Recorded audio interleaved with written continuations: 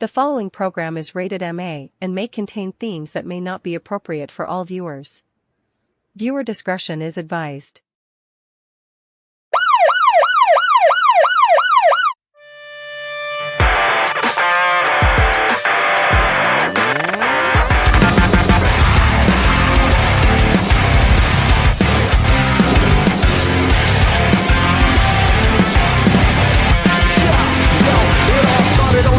Hip-hop, trendsetters, the school of hard knocks and that attitude ever. Yeah, I just wanted to be one of the best. Holding the mic as I'm yelling out D-Generation X. I will remember it. I'll never forget it. We come a pretty long way.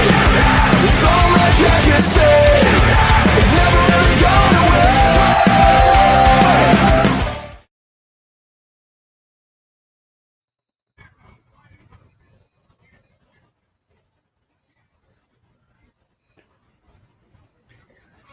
Fresh off of what was a very, very hot Friday night of wrestling with both SmackDown and Worlds Collide, we are here for the Raw Patrol.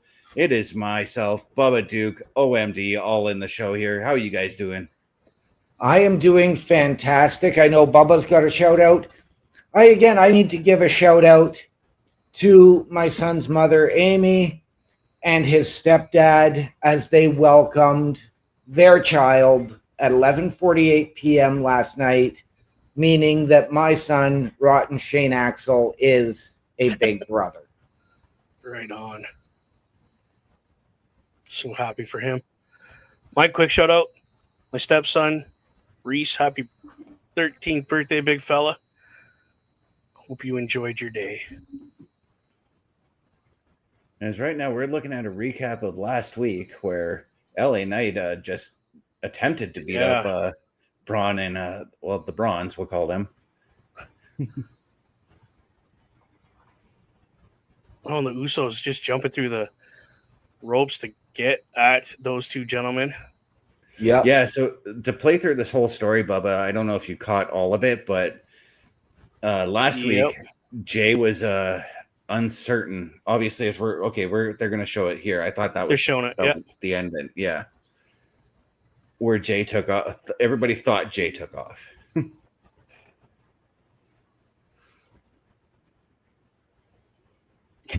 Yeah, I caught some of this.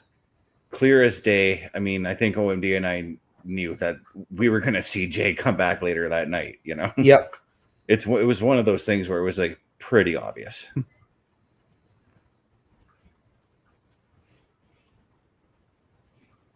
Yeah, I was at work, but I had this thing turned on and sitting there. I had it one of the mounts to the window. As I was driving, I had this on and I had my headphones in, so I caught some of it. Sorry, jagged edge. Sorry, I had blocked my face there. My cousin sent me a message that I had to answer. It's all good, man. But this is. I can't wait to see the fallout from all that. Some of the fallout might happen tonight, or it could happen at WrestlePalooza. Absolutely, it could.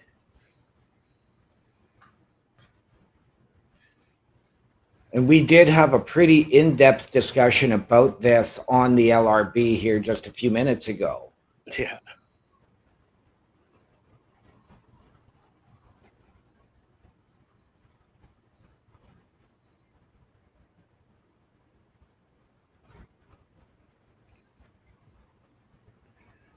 Wow, I honestly go ahead.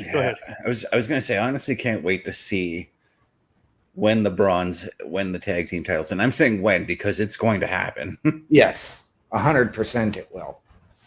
Yeah, once they clear this rivalry, and I think they're going to beat the Usos when it comes to that match at WrestlePalooza.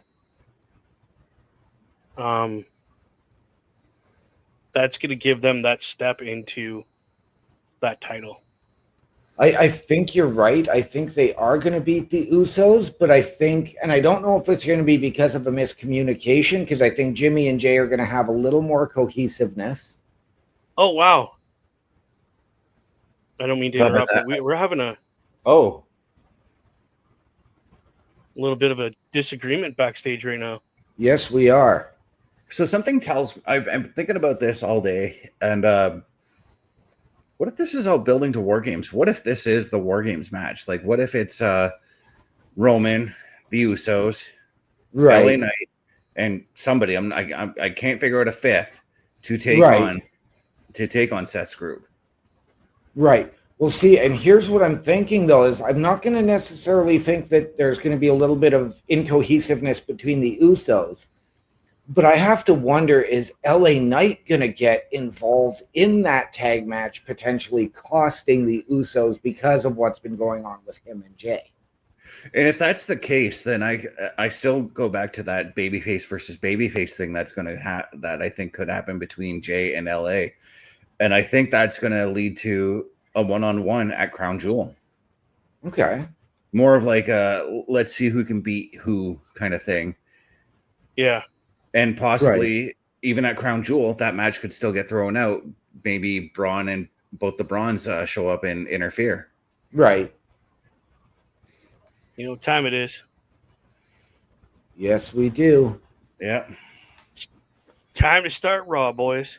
With one, the only, used to be the Doctor of Thugonomics, John Cena. Oh, as Raw comes to us from Springfield, Massachusetts tonight. Yeah, buddy. I love the setup tonight. Right? Hey, when you want to put butts in seats, this is what you do. You do your entry this way. I've always been a fan of the minimalist setup, though. You know.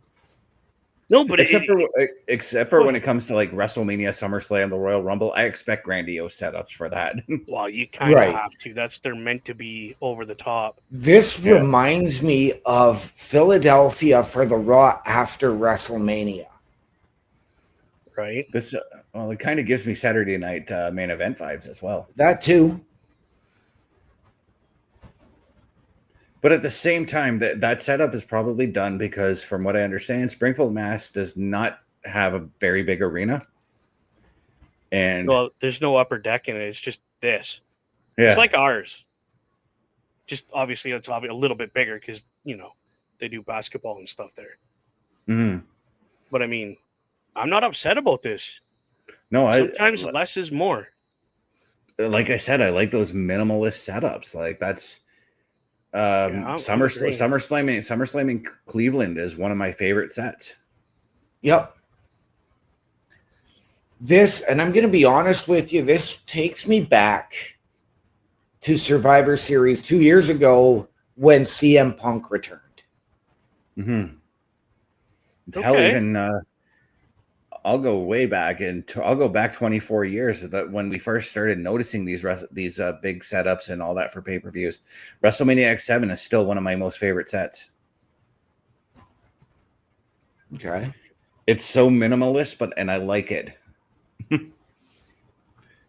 And I know you're probably going to have a bias for WrestleMania X8 set there, OMD. No, because it was not that great a set as I've gone back and watched it. Same with WrestleMania 23 was not a spectacular set design. I can agree with you, but at the same time, both those shows had fantastic matches. Oh, absolutely they did. Well, I think one match out of both shows I could have done without, and that would have been Khali versus Kane. Right. Right. But John Cena, I love the colors on his shirt, by the way. Right.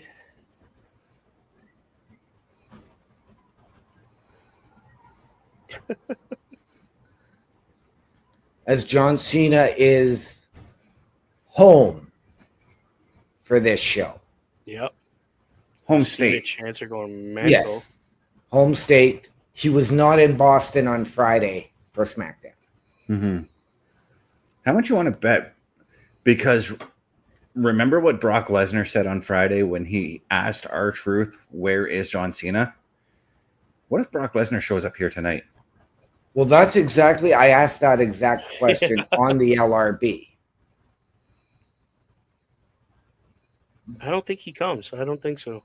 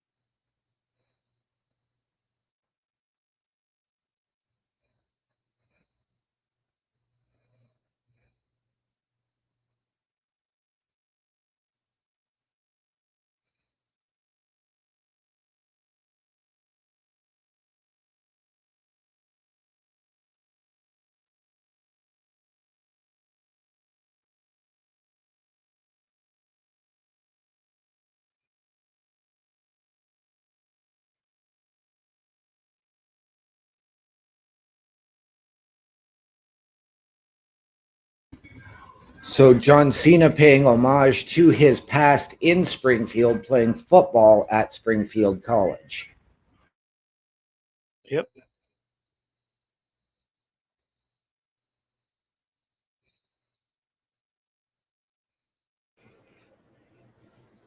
He's pointing out the layout.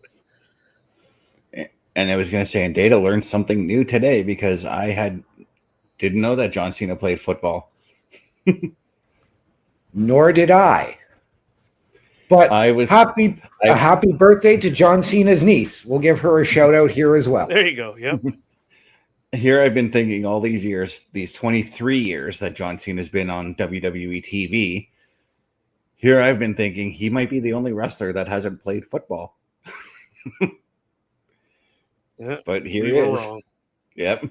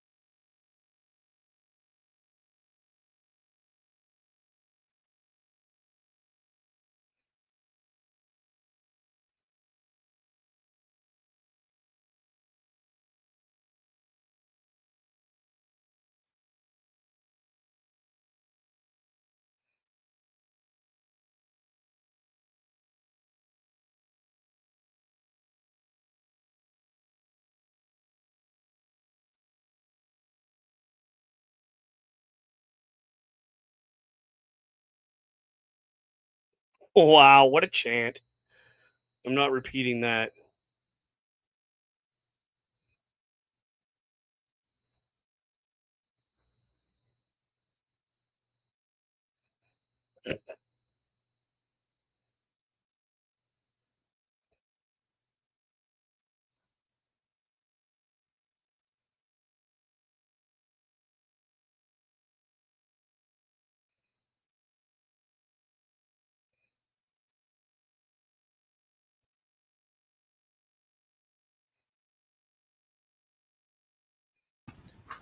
We were asked going into the locker room breakdown, is his response going to be cocky, defiant, or emotional? Definitely getting that emotional and the defiance out of it. Certainly no cockiness to John Cena here.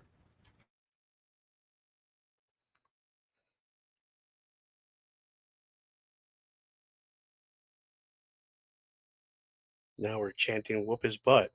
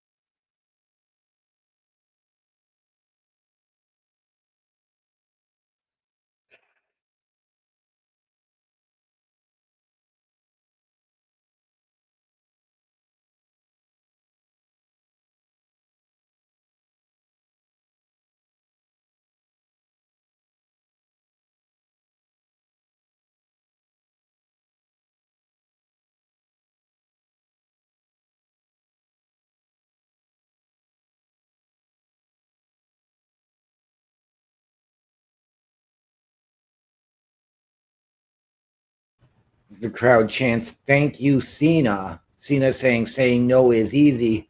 I think for a guy like John Cena, saying no is harder than stepping up to any of the challenges he's ever faced.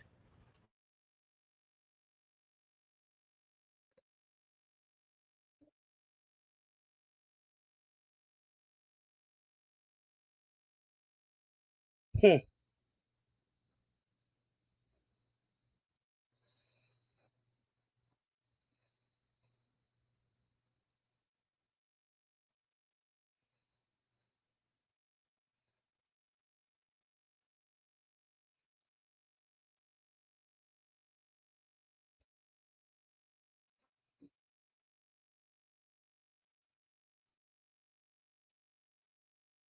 Jeez.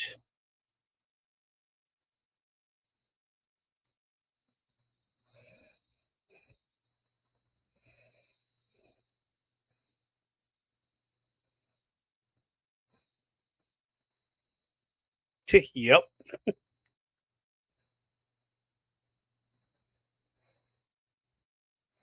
Yep.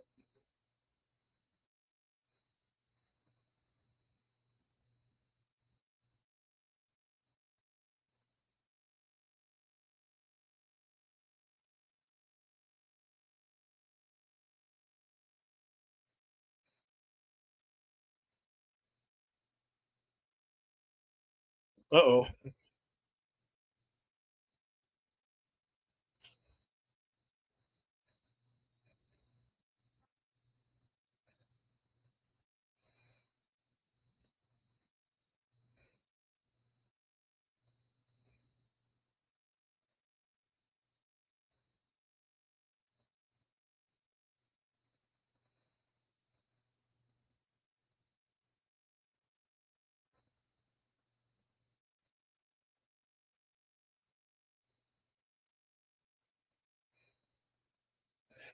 I mean, true fact.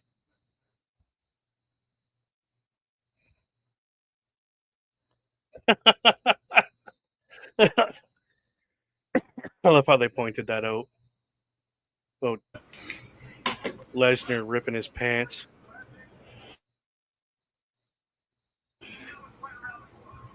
Still, my favorite thing about that from Friday was Brock Lesnar making fun of himself for that. Yeah.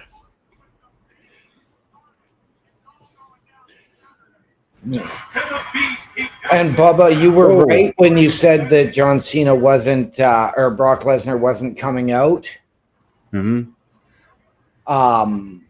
I appreciate the emotion, and we know that John Cena, Brock Lesnar is the main event of WrestlePalooza this coming Saturday night. Yeah. And John even referenced his match from SummerSlam a few years ago with Brock Lesnar, where he got taken to Suplex City.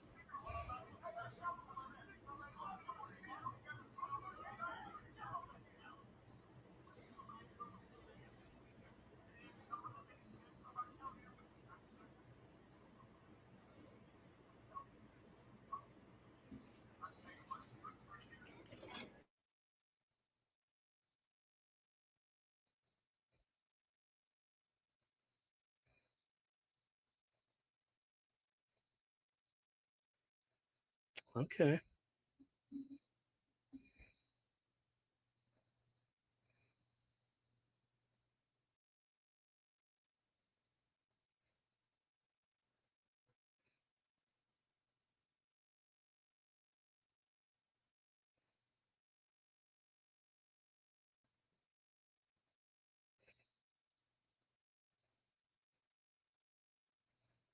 Oh.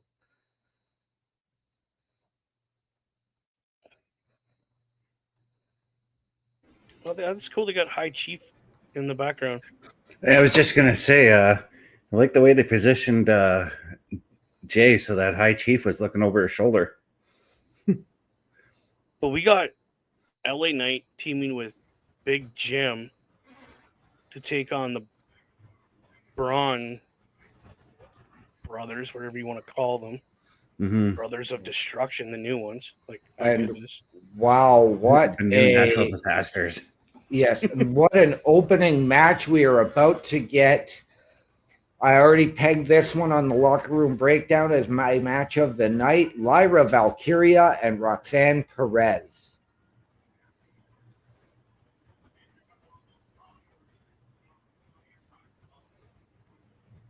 Wow, that's awesome. What a way. Yeah, you're right. What a way to start the show off. Just found it kind of funny that I just noticed Lyra trying to climb in the ring. She had to use the bottom rope to get over the second rope. She always has.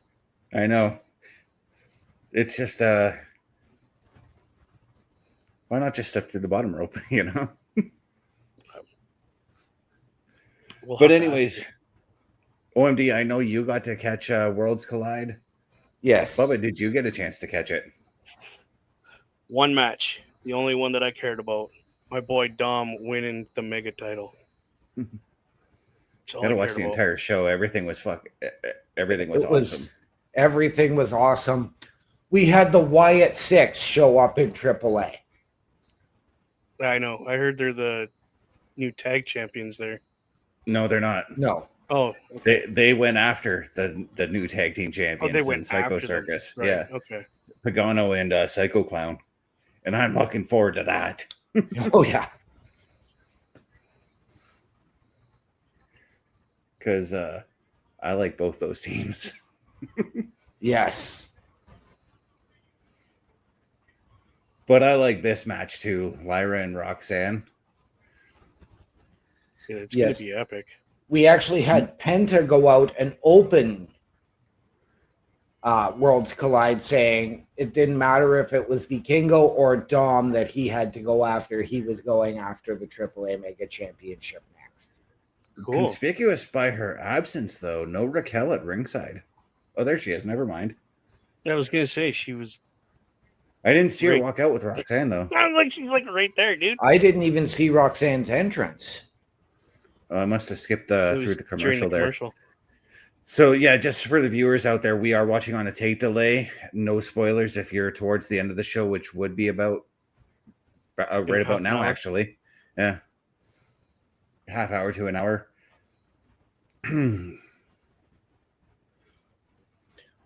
But, and I asked this to you, Bubba, on the locker room breakdown. Given what we have seen with Lyra's concern for Bailey and these vignettes that we've seen from Bailey with Raquel there, do we see Bailey potentially getting involved in this tonight?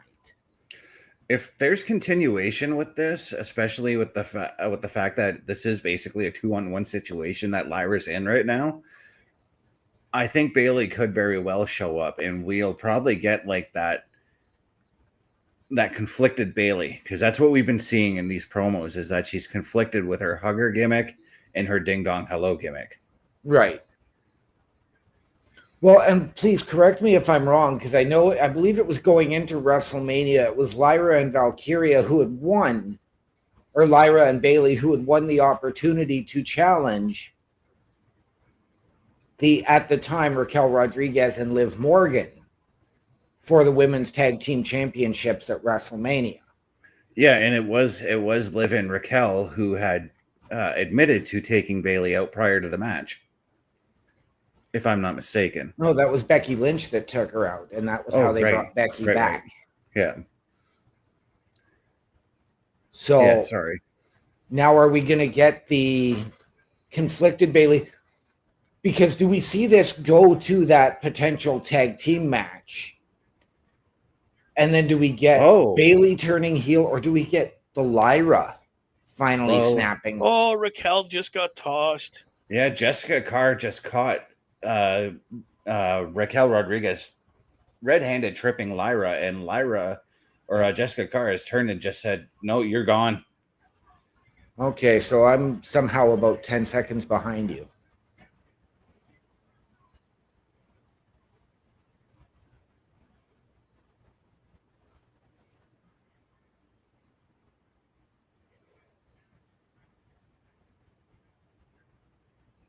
Wow. Like she didn't even give Raquel warning. any leeway, no warning. Yep.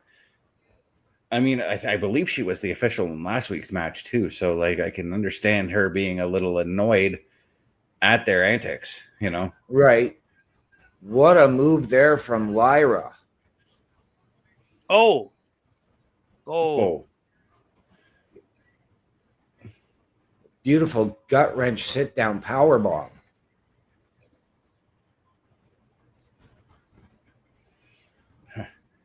wait till you see the trip off the top turnbuckle at OMD. Yeah, her head hits that top turnbuckle hard. I've already got a headache, and that might have just multiplied my headache a little bit watching that. Uh-oh. And then they just went into commercial and are coming back now. Yep. Oh. Okay, so 1, 2. That was good sequence right there. Nice gut wrench power bomb. Okay. Or gut wrench sit out power bomb. Yeah. Okay, so I had then gotten ahead of you, so Way ahead. Got 2. Yeah. Close. That was close.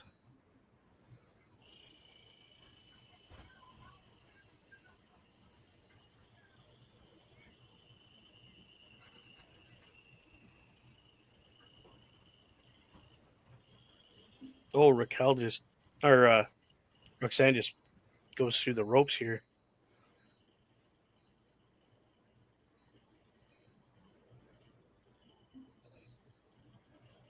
Fighting over who gets to suplex who. That's kind of one of my favorite spots to do.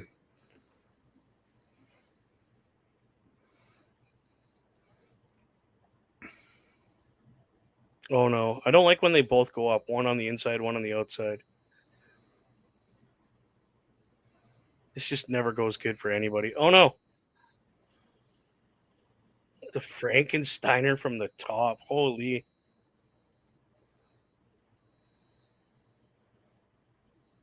That was a good move. Holy. Oh. I thought Roxanne had her there for a second. Oh, we got her in that crossface.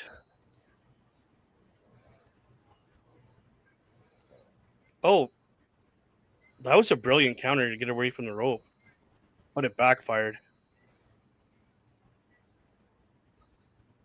Wow. 2, 3. Oh, my goodness. Lyra takes the win. Wow. Bubba, you spoiled it. What? Said Bubba, you spoiled it. I thought you were still ahead. No, I decided to go back, so You went back too far. I did. I went back to try and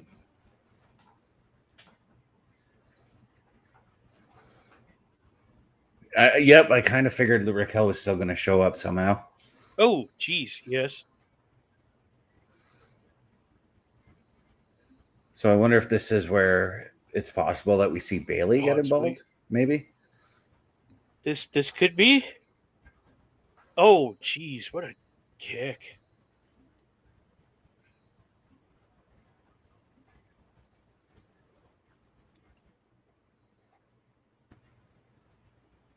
And the Pop Rocks.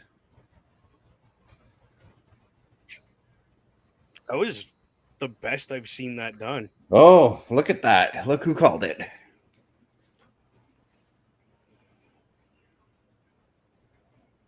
Oh, look at her run to the ring. Holy. Wearing what looks like AJ Lee merch.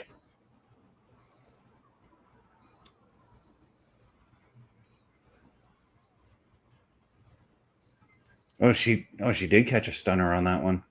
Oh, good stunner. yes. As Pete comes in saying, "Look, hello all, lurking here in Bubba's basement." Yeah, he's sitting right over there. I can see him. He's watching on the big TV. My God, look at Bailey. Oh, the going. Slumdog Millionaire stunner. Or a Stundog Millionaire. Yeah, she's wearing AJ Lee merch. That's pretty She cool. was a huge, huge AJ fan back in the day. Oh, yeah, I know. And you just saw her do the Bailey Buddy wave. And the Bailey to belly. But this is where that conflicting personality is coming into play right now. Yeah. Lyra doesn't know whether to run or... And Bailey doesn't know whether to beat the snot out of her or to hug her. Yeah. So she almost knocked him out of his chair. I almost called Joe Tessitore Michael Cole, which that would have been even more funnier, by the way. What is she doing?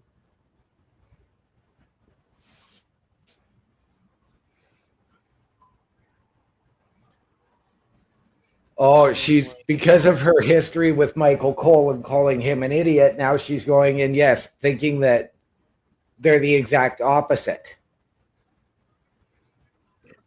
And she's hugging everybody. And she's jumping all over the fence, getting hugs. Like, this is cool. Random security guard. The security guy gets... That's the ref.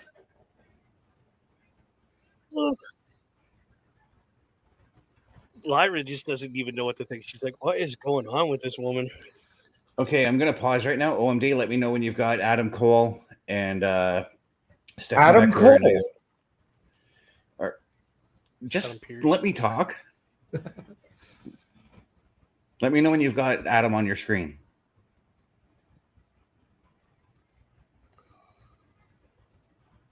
Okay. There we go. All right. And we lost Bubba Duke. Where did Bubba go? I don't know.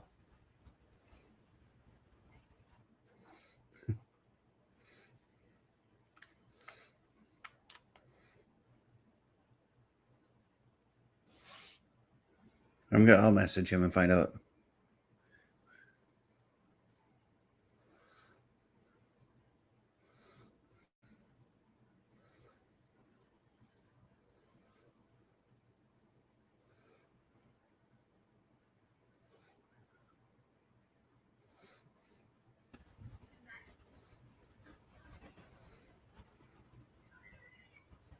Asuka showing the Hakushi side. Give a bit of a deep pull there with different face markings as opposed to her usual paint. Telling Stephanie VAQUER that tonight she's got KAIRI.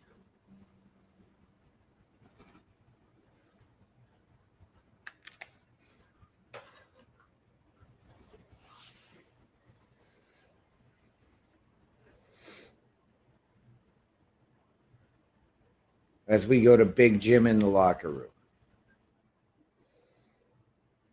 Yeah, I got to see what he has to say here.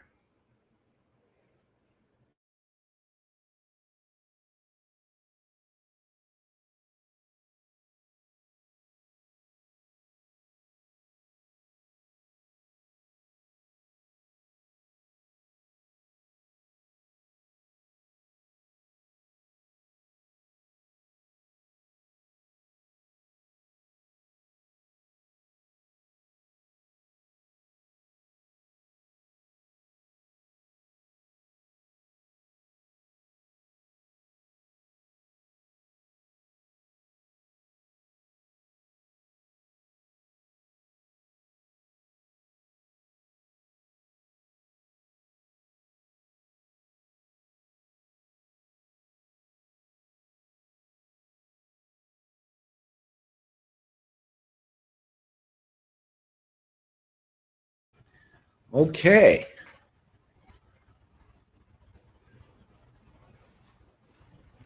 The New Day making their presence felt. Yes. But interesting, as Big Jim just told LA Knight tonight, you got to find somebody else. As we welcome to the show one Chris Parrish to offer his insights and analysis. How we doing, brother? So you wanted someone else, huh? Yeah, trying to figure out what happened to Bubba because he just randomly left. Well, let's worry about what we do know, and that is New Day and Kofi Kingston going up against Penta. Interesting. So we had this match a couple of weeks ago as Kofi was the one guy from the New Day to actually beat Penta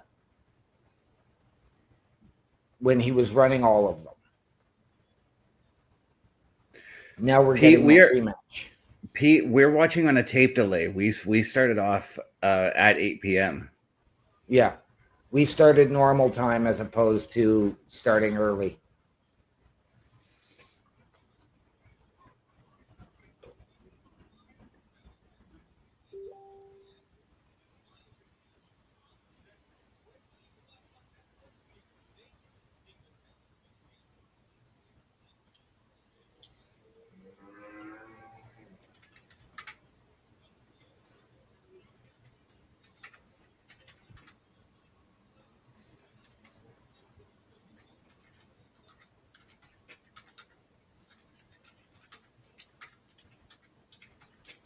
And the question I have to have is, does Penta have somebody to back him up tonight with Grayson Waller and, of course, Xavier Woods at ringside for Kofi?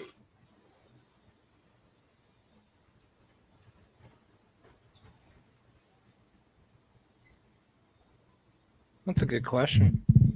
Mm-hmm.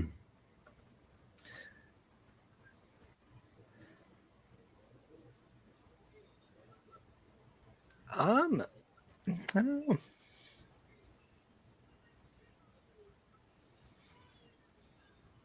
Guess we'll find out. We will.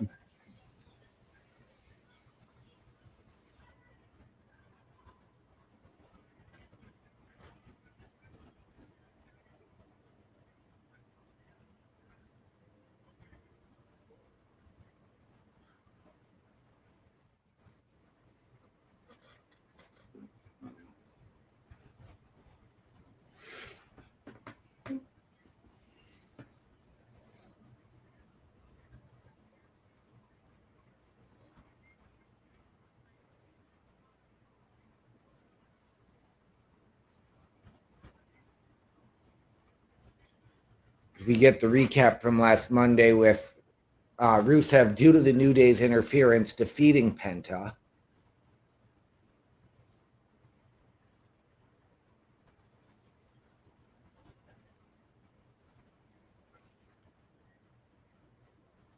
Now, does that take Penta sort of out of the running now? Because we know that that match was going to have some Intercontinental Championship implications. Does that take Penta out of the running for the Intercontinental title, as well as his statement on Friday at Worlds Collide saying what he didn't care whether it was Vikingo or Dirty Dom, he was going to win the AAA Mega Championship?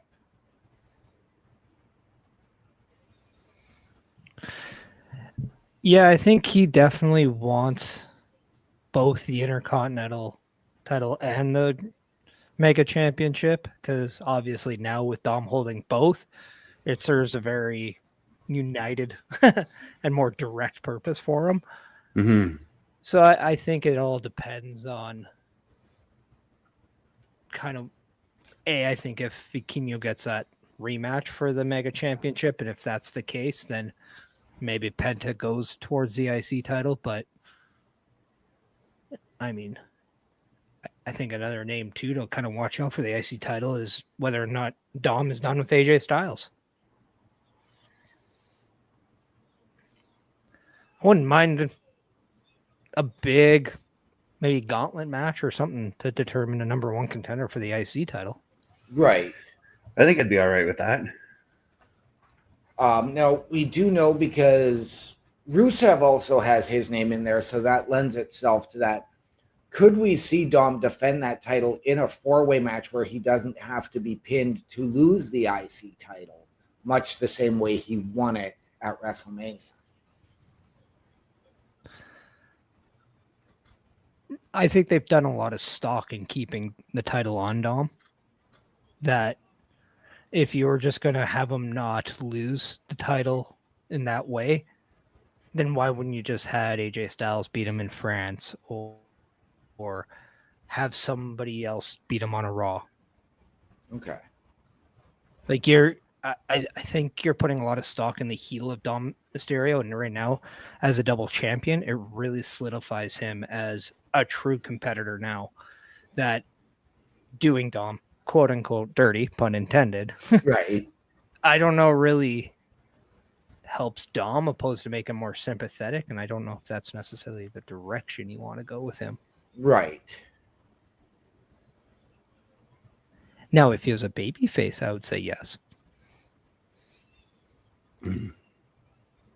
Right, but we've also seen, the looks on Finn Balor's face when things don't necessarily go Dom's way.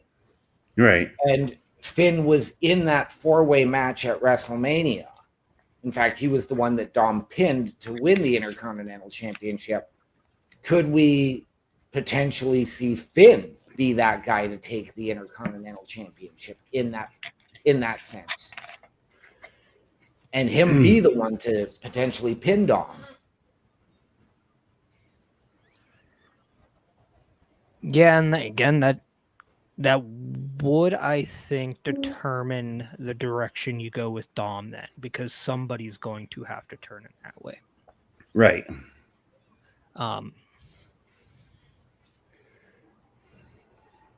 But no, to what you said earlier, though, we do have Grayson and Xavier Woods in Kofi's corner. Don't know why, but I was thinking Kofi's corner. What a good talk show idea. Yeah,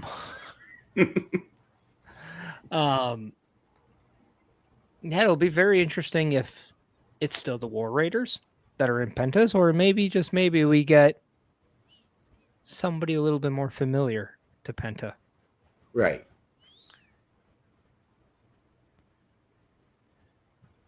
Now that we know Phoenix and Andrade will not be tagging any longer. Right.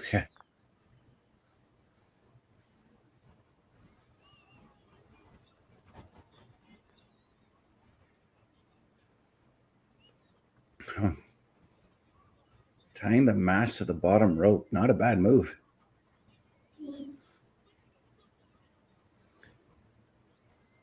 For me, that is one of those other scenarios that seems to be getting a little bit overplayed. We see it with Penta. We see it with Dragon Lee. It's getting to the point where it's like a sling blade, a DDT, a super kick where everybody's got one. Good little slap of the leg. There we go. That too.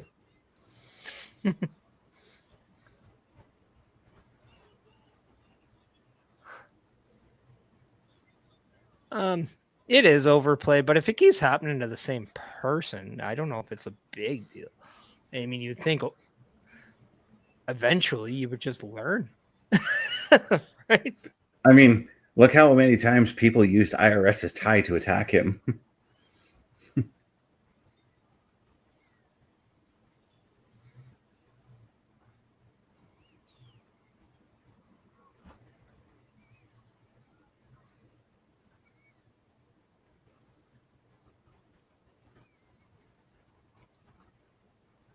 Yeah, gauge where you guys are at, but I think I might be a little ahead. So let me know when you guys are at the finish of the match. I've had the finish. I still got Kofi getting kicked there.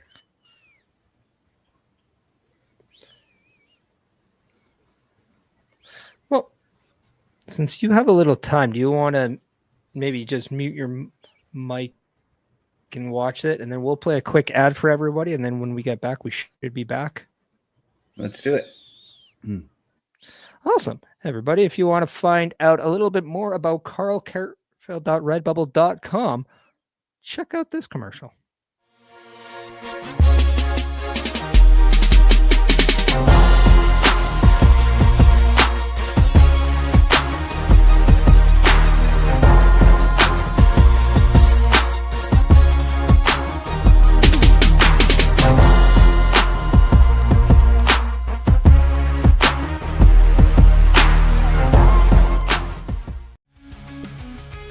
A Turnbuckle affiliation program is looking for more people. If you have passion level for pro wrestling, sports, video games, or something else, then Turnbuckle Studios is the place to be. If you have ever wanted to pursue content creation and want to join our team, then we would love to have you.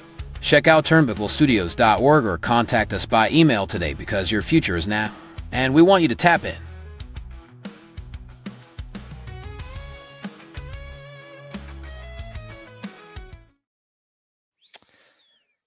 Awesome. Are you at the end of the match yet, Chris? Thumbs up? Nope. Okay. So, anybody, just give me a thumbs up when you are. If you want more information about everything you just saw, please check out the link below at turnbucklestudios.org. That is the official homepage of the Turnbuckle Studios and the Turnbuckle Affiliation Program. Yes, we would like you to buy some merch. Check out the swag represent. It would be all great, and you can be the butt of the joke when you're talking about Tickle Towers or Bubba Deuce or even the locker room or OMD. We know what you're doing in there. But if you also would like to be a part of the shows, go and check out turnbucklestudios.org. We do have a section for you to let us know what your qualifications are and what you can do for us and where we could put you best. So go check out turnbucklestudios.org now. Okay, as we just had a backstage segment with the Usos. And Jay I just got yeah. okay, but I just got the finish of yeah. Oh wow. Yeah. Okay. Let us pause and then we'll let you know when we just got that segment because I'm assuming it's not that far after the match. No, you got to go through the replays and then yeah. So, but yeah. I've got Byron Saxton on my screen ready to do an interview. Well, we all know that could wait. But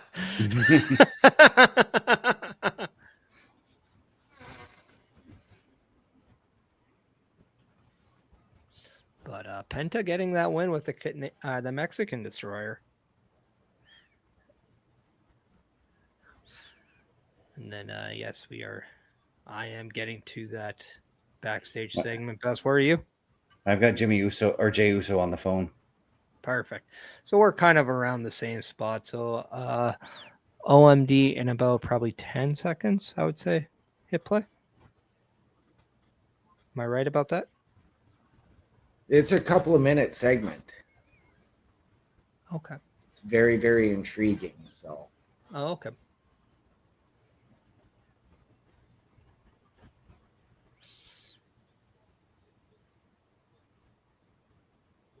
But what do you guys think so far? Or OMD, let us know your thoughts on Penta getting the victory.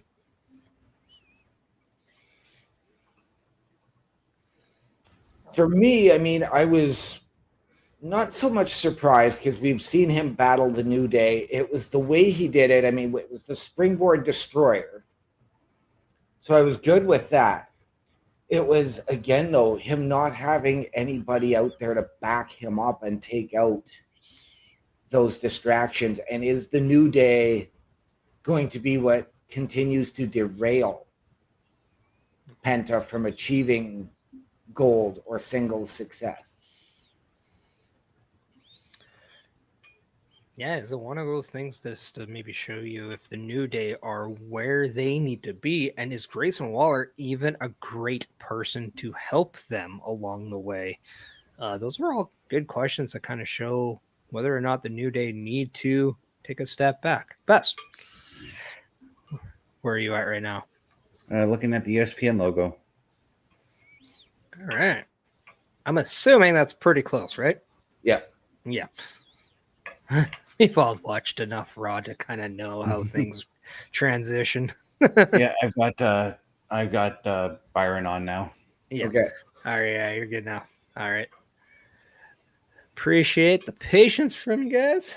Not a problem. That is the fun part. Yes, I know it's not ideal, everybody who are watching, about what we do when we decide to watch things on this time, but we do prefer to have everyone watch it opposed to just one or two or a couple people. This is definitely about the team and about family, so we do appreciate everyone being patient and not going in and spoiling things for us, which is very awesome of you guys. Yeah. Like right now, we're looking at what happened last week with AJ Lee and her return to Raw.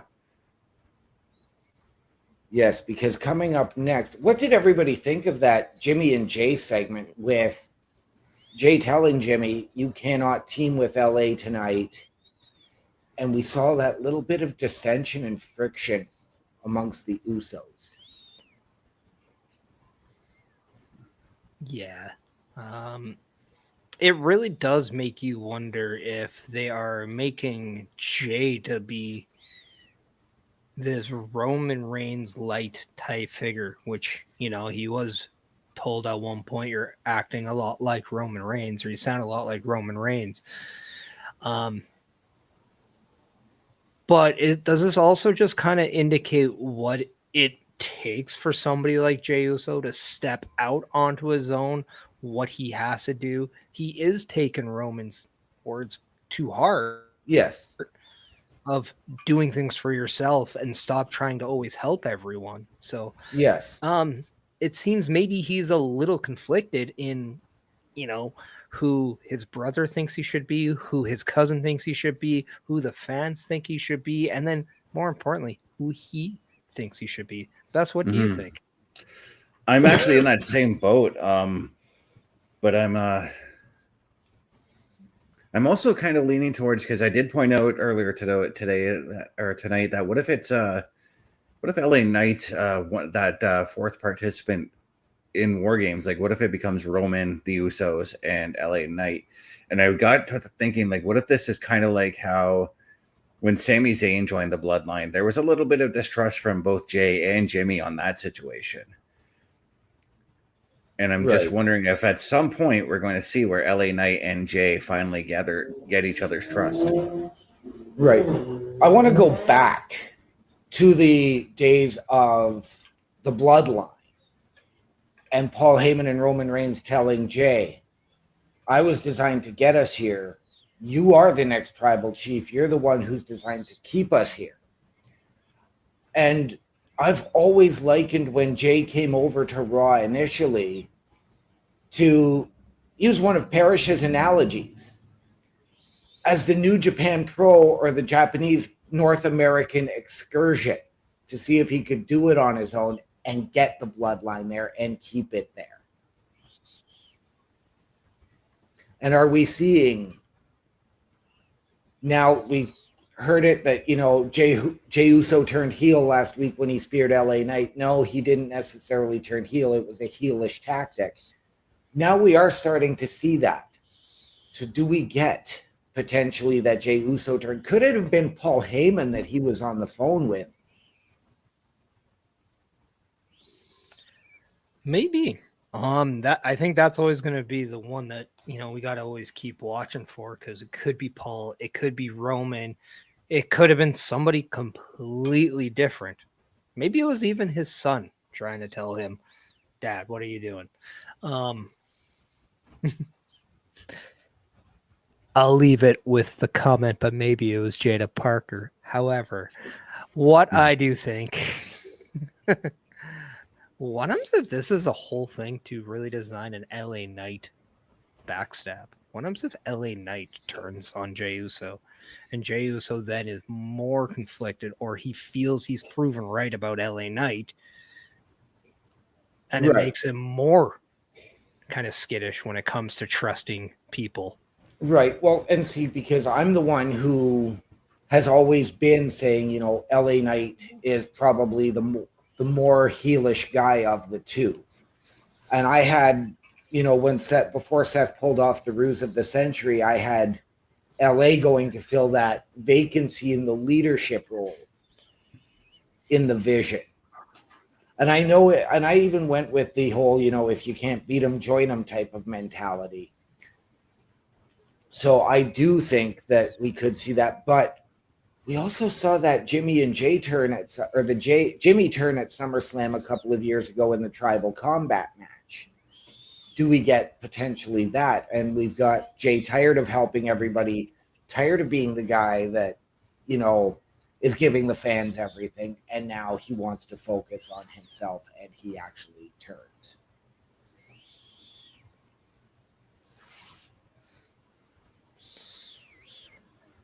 As we transfer that thought to now what we have in front of our screens, that is Seth freaking Rollins, the world heavyweight champion, with his wife Becky Lynch, the man, the Intercontinental champion. What do you guys think of the development between these two, AJ Lee and CM Punk, as of so far? I did actually have a thought about who Becky could very well drop the Intercontinental title to, and I think it could be AJ Lee. Because I think that after this match, we're probably going to break off and see 2 singles matches between these 4 people. Right. And I think I can agree with you there. Bubba and I actually discussed this idea on the Locker Room Breakdown. And I think that after that, you could get a couple of those singles matches, but then you come back to this mixed tag, but you have to do a winner take all. So CM Punk and AJ Lee versus Seth and Becky again, with the winning team getting the gold. Yeah, and earlier tonight, Bubba pointed out the idea of it being a mixed tag cage match, and I kind of thought that was an intriguing idea. Yes, and I went to the idea of a ladder match.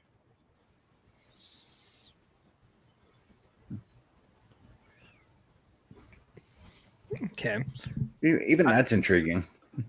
I do think eventually we will see a Becky Lynch, AJ Lee match for the Intercontinental title. I do think a good way is assembling a team to fight each other at Survivor Series. No, I don't think it needs to be at War Games. I think it could very well be that traditional captain versus captain type of scenario that we used to always have in the 90s. And then we even got kind of post, but we all know that the 90s did it better. And then I wouldn't be surprised if this really kind of has the legs to go all the way into the Royal Rumble, and whether or not it's the match on Rumble and then it goes into the actual Royal Rumble match itself. If by chance you want to do CM Punk and Seth Rollins in WrestleMania, you could easily do the same with AJ Lee and Becky Lynch. Yeah. I do think we're going to get Becky and AJ at Crown Jewel one-on-one. Mm-hmm.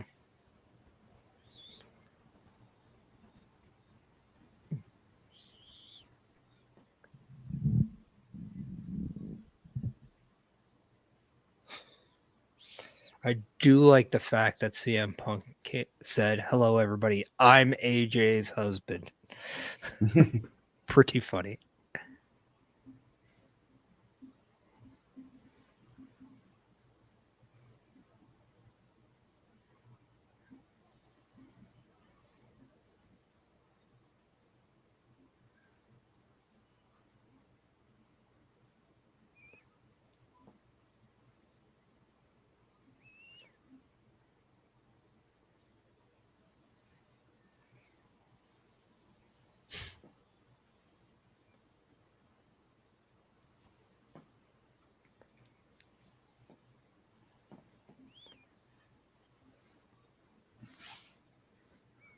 I mean, when the 4 of these just get on a microphone, it's so hard to do anything else but listen. But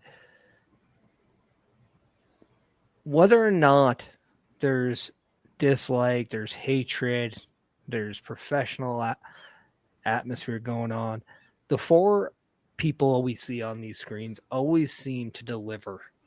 And the matches are good. The promos are fantastic. Everything about it just seems to work. So I gotta ask,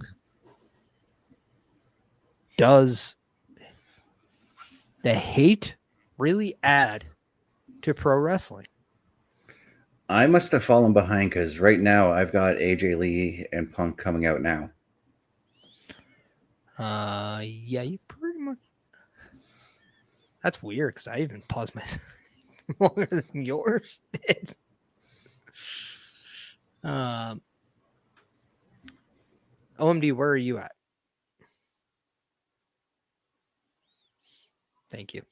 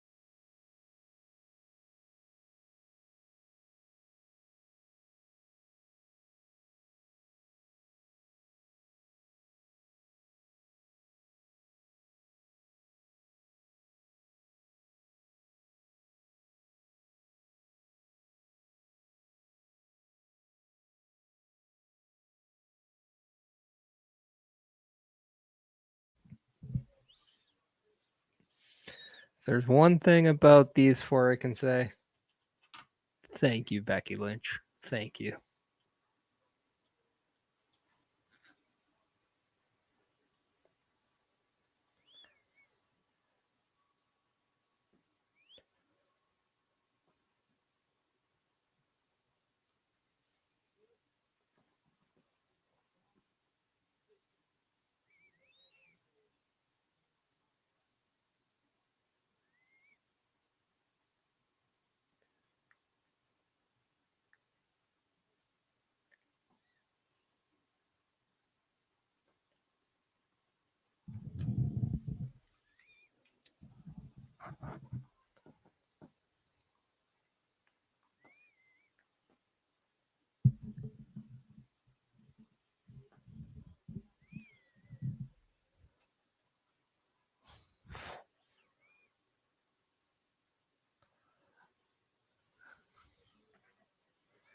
It doesn't matter where we are, the shots always still come.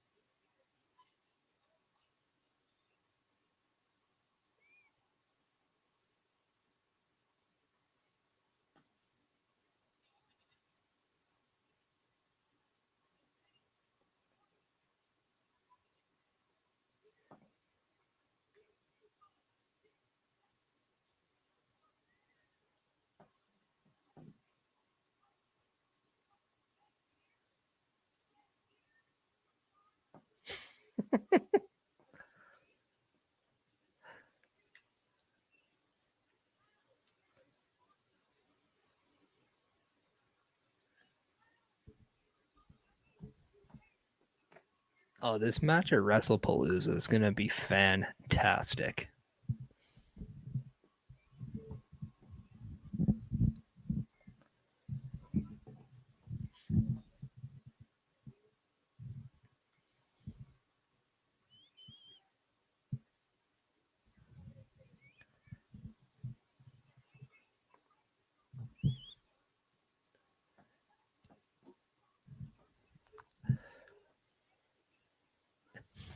And I just want to let everybody know that if you do want to watch WrestlePalooza with everybody, make sure you're checking Turnbuckle Studios out for the PLE Patrol of WrestlePalooza this Saturday coming up. More information will be about that later in the show. But yeah, we do have you covered when it comes to WrestlePalooza live from Indianapolis, Indiana at the game.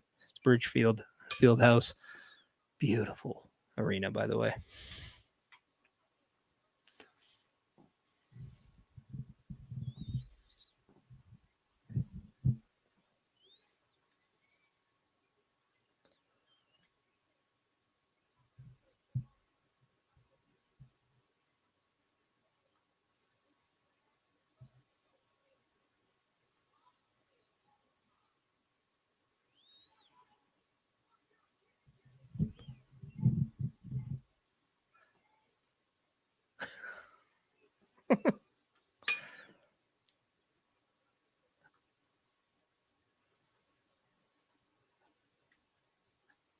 I mean, just the weight and the response time, like it's just good.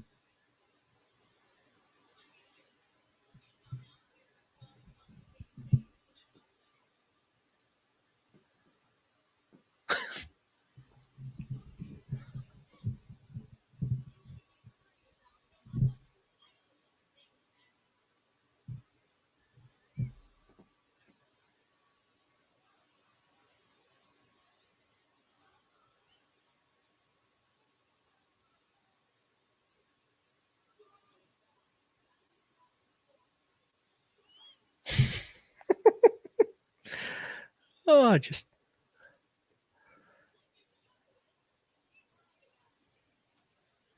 OMD, where are you at right now? Because it looks like we are all jumbled once again.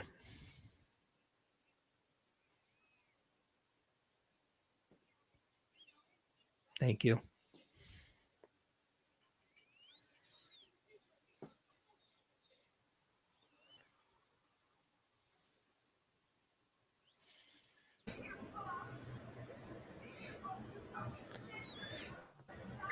I don't think OMD can hear you.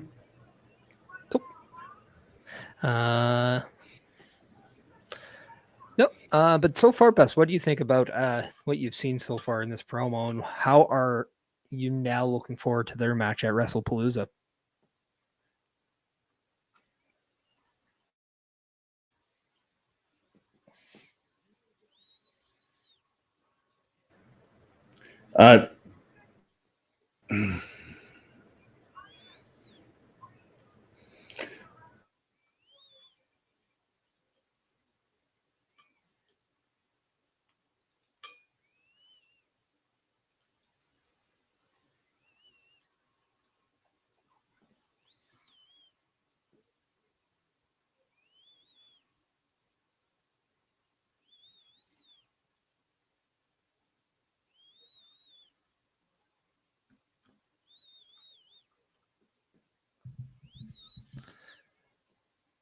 Well, everybody, I'm gonna do everybody a favor so we can everybody can watch this segment. And if you want to check out what's going on in the week of Turnbuckle Studios, check this out.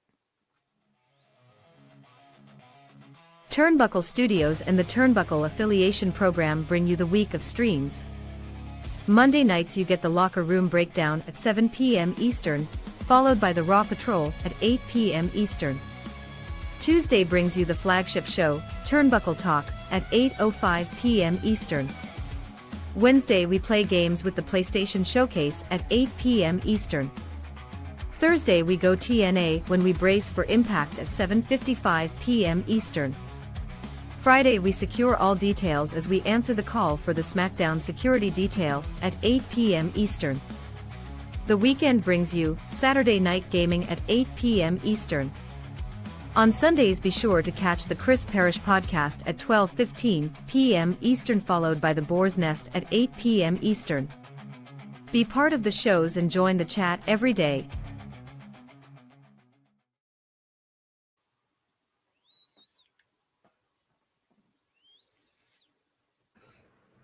Yeah, sorry, Parrish. I don't know if you caught anything I said, but my Windows Cleaner decided it was going to go off during the promo. But so far, this promo has been pretty fire. No, I did not get to hear anything about that. But yeah, no, I just let me know like what kind of your thoughts are going into their match at WrestlePalooza, because obviously we all know that we're not going to get, you know, something dramatic out of this. But it's just, you know, the go home to the match. How are you looking forward to their tag match? It's been a hot minute since I've seen a mixed tag match, so I'm 100% looking forward to this. I mean, the whole entire build between these four, I mean, especially between Punk and Rollins, has been for the better part of like 2 years since Punk has come back. The heat between these four has just been unreal for me. And as I said, it's the one match on the show that I'm looking forward to the most.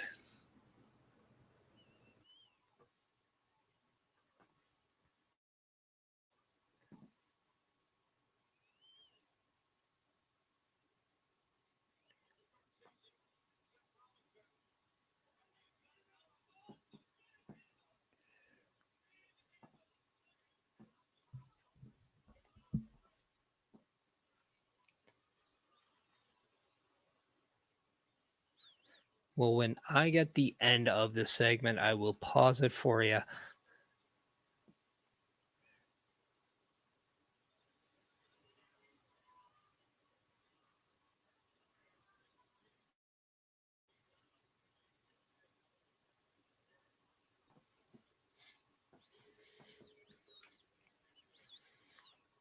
But yes, I'm definitely looking forward to WrestlePalooza, absolutely stacked card.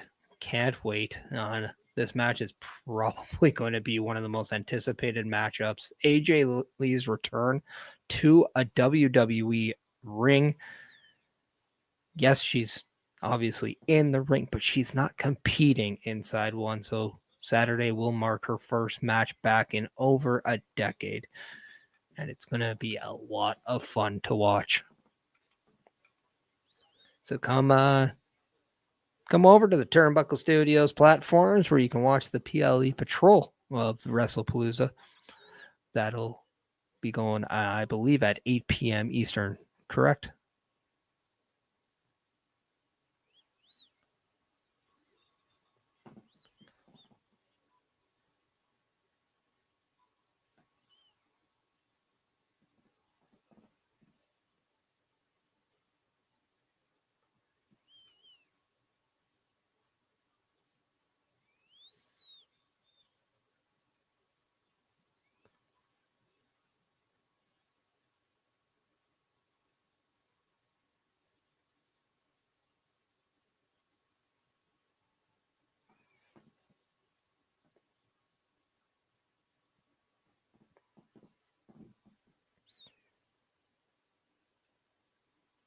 Now, as we wait for Best to finish that promo, we do get the ad of AAA's Worlds Collide from Saturday afterwards.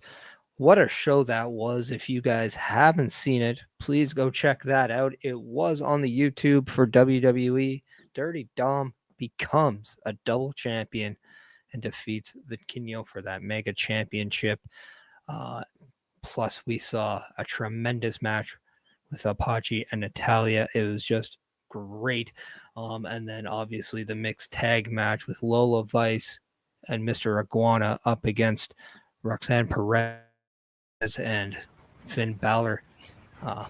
They're just always fun to see Mr. Iguana and Finn Balor in the ring. Okay, Seth Rollins just pie-faced Punk. Punk is chasing him around the ringside right now. Okay, you still have a little bit to go, so we'll just when you get to the AAA thing afterwards, let us know. I'm not even at the AAA thing yet. Okay, We well then kind of figured that. Let me know.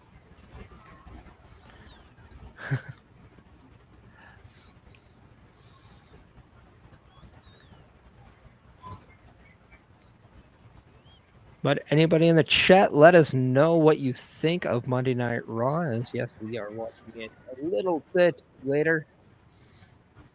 But yeah, what were your thoughts? If you are in the chat and you have an opinion about what you've seen all the way up to this promo segment with AJ Lee, CM Punk, Seth Rollins, Becky Lynch, let us know. Personally, I absolutely loved that segment. Little less physicality in that than I expected. To be honest, I was expecting it to break down a lot earlier, but I'm good with it heading into that mixed tag. Yeah, I mean, this is definitely the go home to WrestlePalooza. Obviously, you're gonna get a lot in the match itself. Yeah. So it's an anticipated matchup for sure. It is. It is. And I am now in the recap of Worlds Collide from Friday night.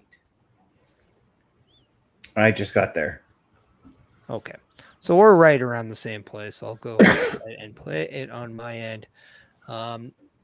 Anybody, did you guys, I know Bess, you and I watched Worlds Collide, but OMD, did you watch it?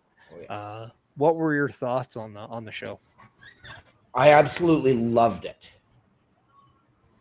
I absolutely loved it. I thought it was a fantastic show. As I mentioned earlier, we had Penta kicking it off, saying he didn't care whether it was Vikingo or Dirty Dom. He was coming for the title. You had the Wyatt Six show up in AAA, which completely caught me by surprise. Yeah. And then, of course, what El Grande did for Dom, allowing him to capture the AAA Mega Championship. Yeah, and even Dom, accepting and acknowledging the help from El Grande, even so much through his own stable, was very appealing. Yes. And Ray, because I didn't think Ray was going to come back out and put the belt on Dom, but he did. Yeah, and I believe that this is all going to build to, at some point, Ray versus Dom for the AAA Mega title at some point. Because we look at the last AAA show where Ray and Dom had interacted with one another. Or the last two shows, because even at Triple Mania they had an interaction, and then at the previous Worlds Collide they had an interaction.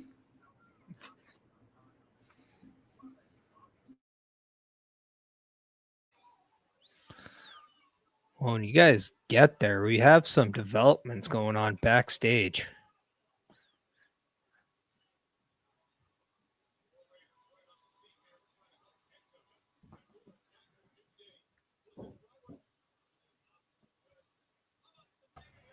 Yes, I just saw those developments backstage as we had an interview between Byron Saxton and Dirty Dom.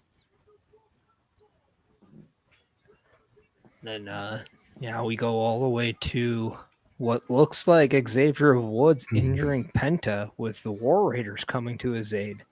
Yeah. Interesting though how we went from a Dom segment to that though. Right? Yeah. And then up next we got the match that Pete was watching earlier. Dragon Lee versus El Grande Americano.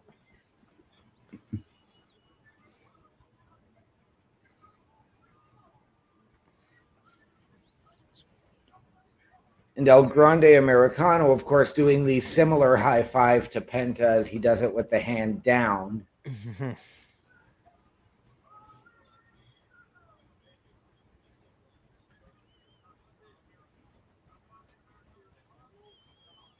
And then we go to this with Dragon Lee and Penta, who have also had kind of a bit of an allegiance over the last little bit as well. Yes. Now I know what you're trying to say. I don't think they've had so much of an allegiance, but they've definitely had their cross path. All right. Yeah, that's what I mean. Yeah. But yeah, no, definitely Dragon Lee, who is definitely somebody who is trying to help Vikingo. He did get involved to chase the Judgment Day away, whereas El Grande Americano was the one who was responsible for that help that Dominic needed to become champion. We have seen that little bit of a maybe business deal between Dom and El Grande. Yes. So it'll be interesting now what Dragon Lee, kind of how he is. There's been a lot of emphasis on him lately. How do you guys feel about that? I'm actually very happy about that. I've been a fan of Dragon Lee's for quite some time now, and I need to see more of him each week. Yes, we have been getting Dragon Lee on our screens, back on our TV screens, which is very nice to see for Dragon Lee, because we hadn't seen him for so long. Mm-hmm. What I'm going to wonder is with El Grande Americano, that relationship, whether it's a business or a team mentality with Dom. And I'm likening it to Triple H and the British Bulldog a number of years ago, when Triple H had promised Bulldog a world title shot and then told him, no, I lied to you. Yeah, and that flipped Bulldog babyface on that situation. And Bulldog did get a shot, but it was in a 6-pack challenge. Yeah. And Triple H wasn't the champion at that time. Vince had won the title the week before and forfeited it, only for Hunter to get it back, because Vince did defeat Hunter for the title.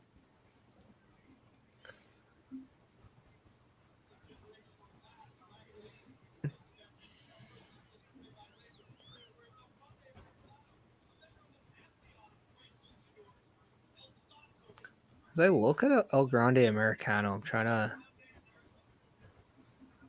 think, is this Really, Kaiser? Because lately there's been a couple ones that made you think that it wasn't him under the Right. mask. No, in this situation, I do believe it's Kaiser, Okay. but we did have another El Grande Americano show up last week, whether that was the Tyler Bate or Pete Dunne, reportedly. Do we see that again in this match? Probably. Yeah, I don't know, because like it's weird because like we saw the 2 weeks back to back where we saw I don't know if it was necessarily other El Grandes because they did have that different look, but it was masked people that looked like him. Right. Mhm. And then all of a sudden it just seems like that gets kind of pushed away and we haven't really heard much about that since. As we do get the last Monday one.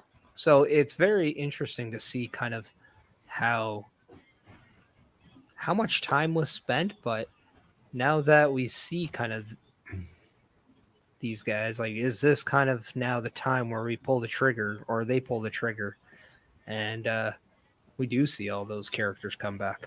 Yes. And do we see, like, we know that this right now is looking like a one-on-one match, but if we get that situation where another mass superstar shows up, do we see AJ coming out to make the save? Do we see Ray maybe coming out to make the save as he came out to help Dragon Lee with the Judgment Day at Worlds Collide? I'm going to say AJ Styles, will be coming out because it just seems like they focus more on that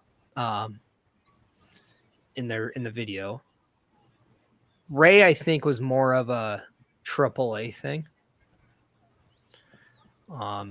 So I don't think we'll see Ray. But no, I think AJ Styles for sure. But I'm wondering if this is going to be a segment where we get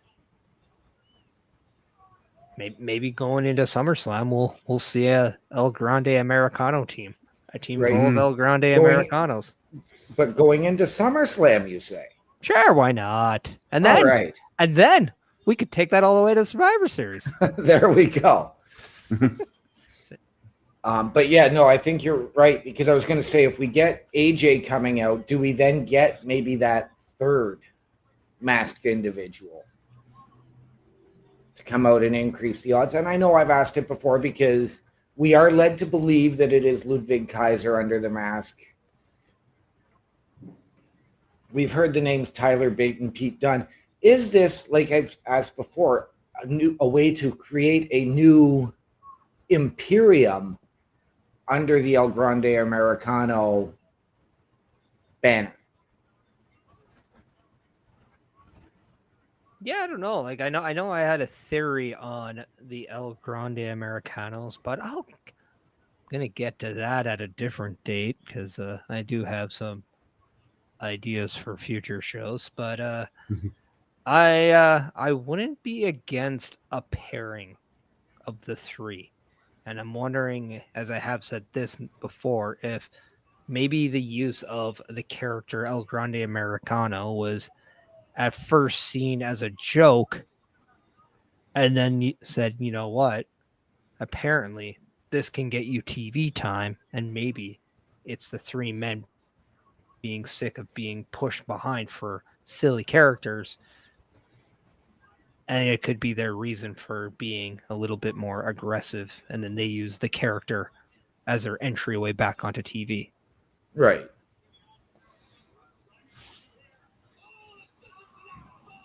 Now, out of curiosity, does anybody know the return date or the perhaps return date for Chad Gable? No. I can't remember.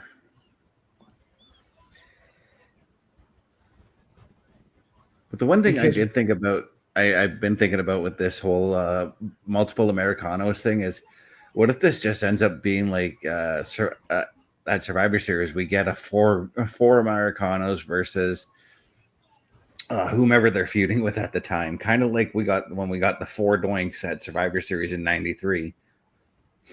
Right. because, and you raise a valid point, because we have not seen American made on Raw. So yes, I see where you're coming from with, okay, is this potentially somebody other than Ludwig Kaiser? Because that could just as easily be a Julius Creed in terms of the height. Yeah, and I do think at points we did see Julius. I think Julius Creed has played the character in the past, and this is clearly being a little bit more, hey, yeah, do we know things? I don't know. Like, I'd be very curious to see who all played him. It's like if you guys remembered, like, the Suicide character in TNA or even Curryman at points, they were all played by different people. Yep. Even though for Curryman, the more times it was Christopher Daniels, but yes, Los Conquistadors are another example in WWF at the time. But, yes. It'll be just interesting if there is a larger play here, what that is, because it always seems like El Grande Americano is not just a side comedy character anymore. Right. He seems to be just another member of the Raw roster who happens to get involved into a lot of scenarios.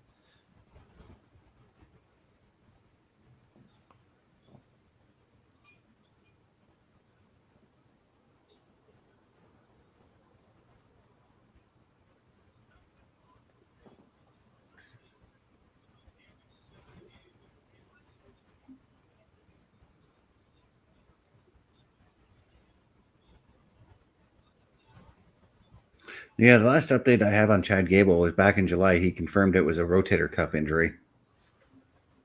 Yeah, I know he said in August at some point he was 5 weeks post-surgery, so I wasn't too sure what the surgery timeline was, but no, anyway, I was wondering if we would get one of those old school teams. Like, remember how in Survivor Series we had the 4 Doinks or something like that? Maybe we had 4 El Grandes going up against the LWO in a traditional Survivor Series match. Right.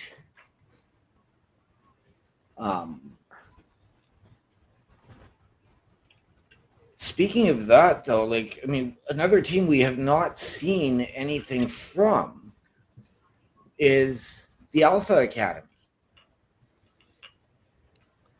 Well, I believe Otis got hurt. Yeah, he had been hurt by Rusev and then came back at the first Worlds Collide. Triple Mania.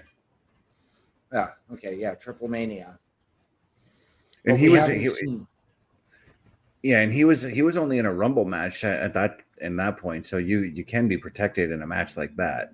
Yeah. But it's come out that he has actually changed his name. He's still going to be Otis, but of course he's now got a new nickname.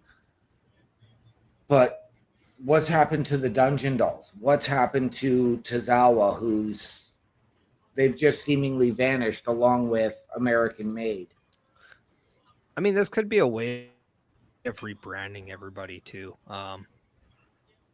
I think that would actually do best for Maxine and Natalia as their Dungeon Dolls character. Even for Otis and Tozawa, if you don't want to continue them as a tag team, I think it'd be a great way of just keeping them off for a bit, and then you can do something different. Yeah, it could be or it could just be one of those things where back in the 80s and the 90s, usually if one person from a tag team got injured, both tag teams would be taken off TV or both members of the tag team would be taken off TV. Could be just something as simple as that.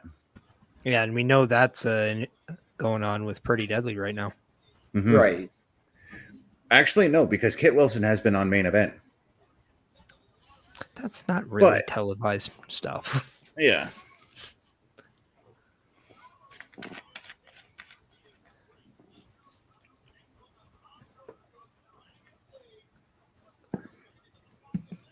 But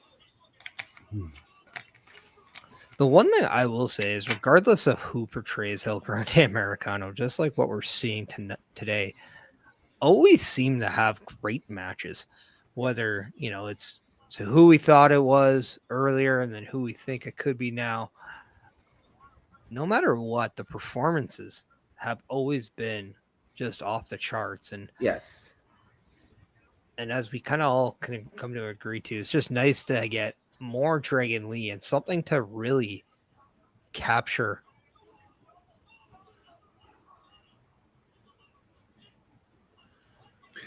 I'm starting to get a lot of like when it comes to a Grande Americano, because you did mention PEREZ that he's been putting on some great matches. I'm now even more reminded of Owen Hart when he was doing the Blue Blazer stuff. Sure, it was a comedy thing, but dang, did he put on some decent matches with that gimmick?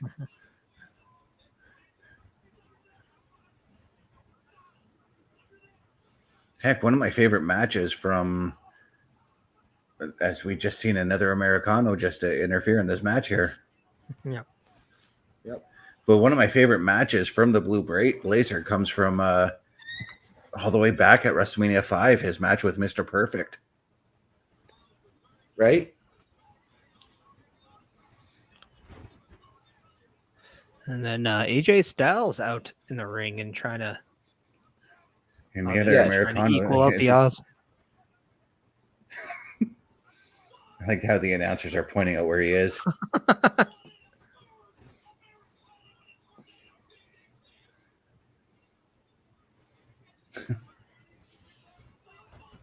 This Americano looks pretty small.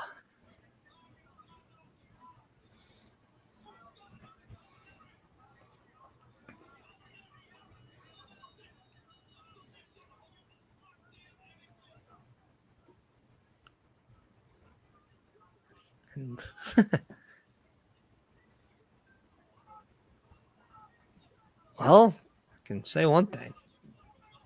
We have watched too much Raws. Yes. Mhm.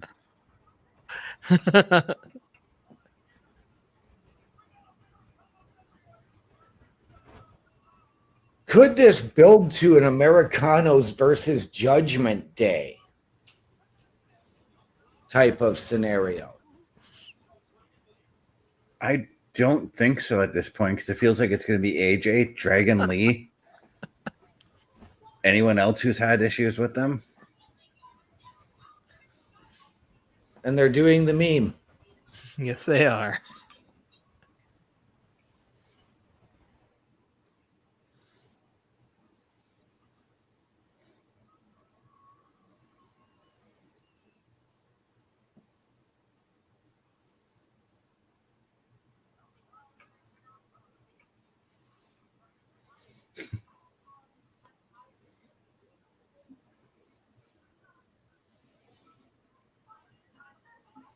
Lyra approaching Becky's locker.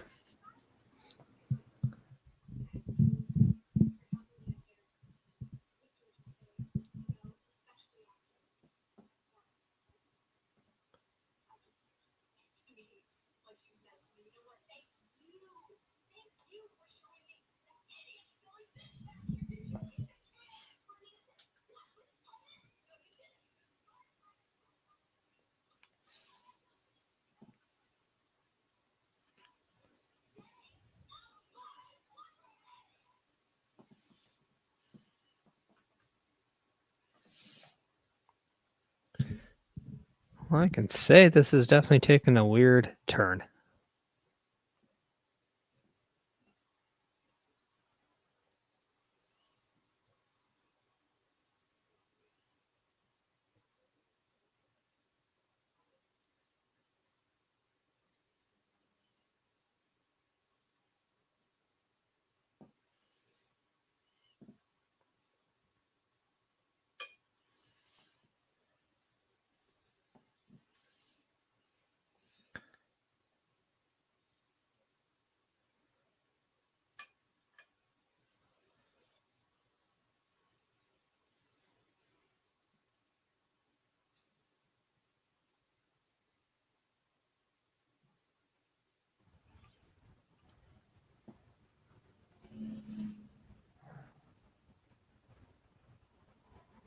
So, what do you guys think of that segment with Lyra and Bailey?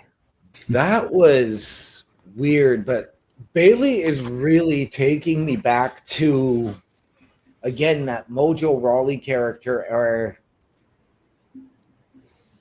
even prior to that, the original AJ Lee character. And you're getting that split personality.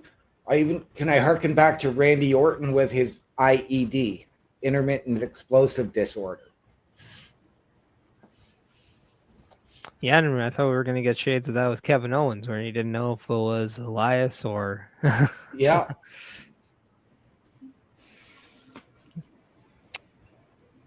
Best, your thoughts? I'm very intrigued, and I really want to see where this is all going. Because like earlier tonight, we saw Bayley just going around hugging everyone, Right? And then we get the heel Bayley. Right. I kind of liken this to Mankind because remember when Mankind like first debuted back in '96? He had the psychotic music. He'd come in, beat the snot out of you. Then the calming music would make him chill out and just go back to being him. Yeah. That's kind of the vibe I'm getting with Bayley myself. Would a Waylon Mercy type of comparison, where he'd come to the ring shaking hands with everybody, that nice guy, and then as soon as the bell rings, he loses it and then leaves shaking hands with everybody again. I think we need to get a little bit more from Bayley and see kind of just how she is with matches. And this is kind of the first time we've seen her live with this character. And I think the patterns will come the more and more we see. And I kind of, I think I'm kind of there when it comes down to who I think it likes or it reminds me of, because yeah, I mean, there's definitely aspects of just all of the past psychotic kind of demonic characters, but it's definitely different. Right. But I think you guys are probably getting Stephanie VAQUER down in the ring, right? I have KAIRI Sane making her way to the ring. Yeah, Okay. the KAIRI's theme just kicked off. Okay. As we do that, I'm just going to play the Help Wanted and the Red Bubble ads once again. And then when we come back, we'll be right in the match. So if you want to check out where you can help Turnbuckle Studios, well, we got two places where you can offer your assistance. A Turnbuckle affiliation program is looking for more people. If you have passion level for pro wrestling, sports, videos, Kims, or something else, then Turnbuckle Studios is the place to be. If you have ever wanted to pursue content creation and want to join our team, then we would love to have you. Check out turnbucklestudios.org or contact us by email today, because your future is now, and we want you to tap in.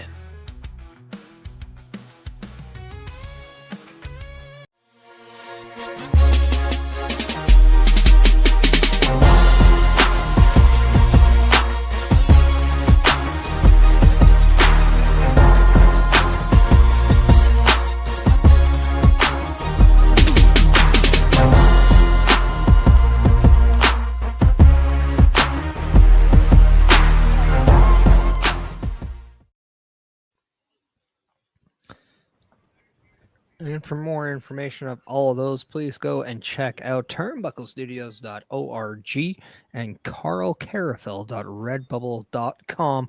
Both of those links are in the description. So if you're on any of the platforms, you can check those out down below, as we are now getting ready for Stephanie VAQUER and KAIRI Sane.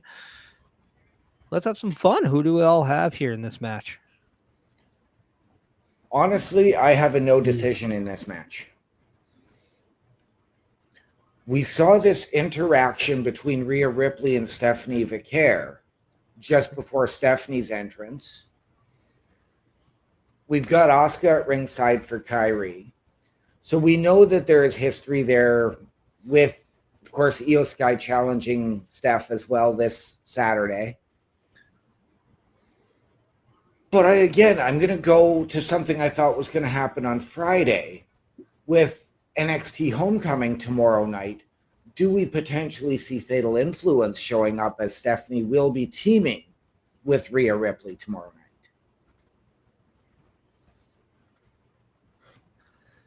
night?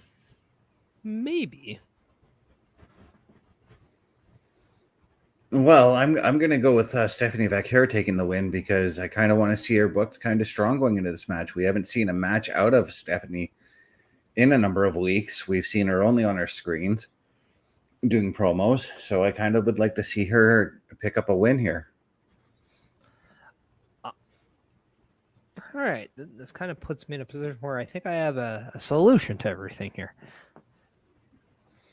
I think we got a great match, obviously. It's KAIRI Sane, Stephanie VAQUER. How can you have a bad match? These two are just insanely talented.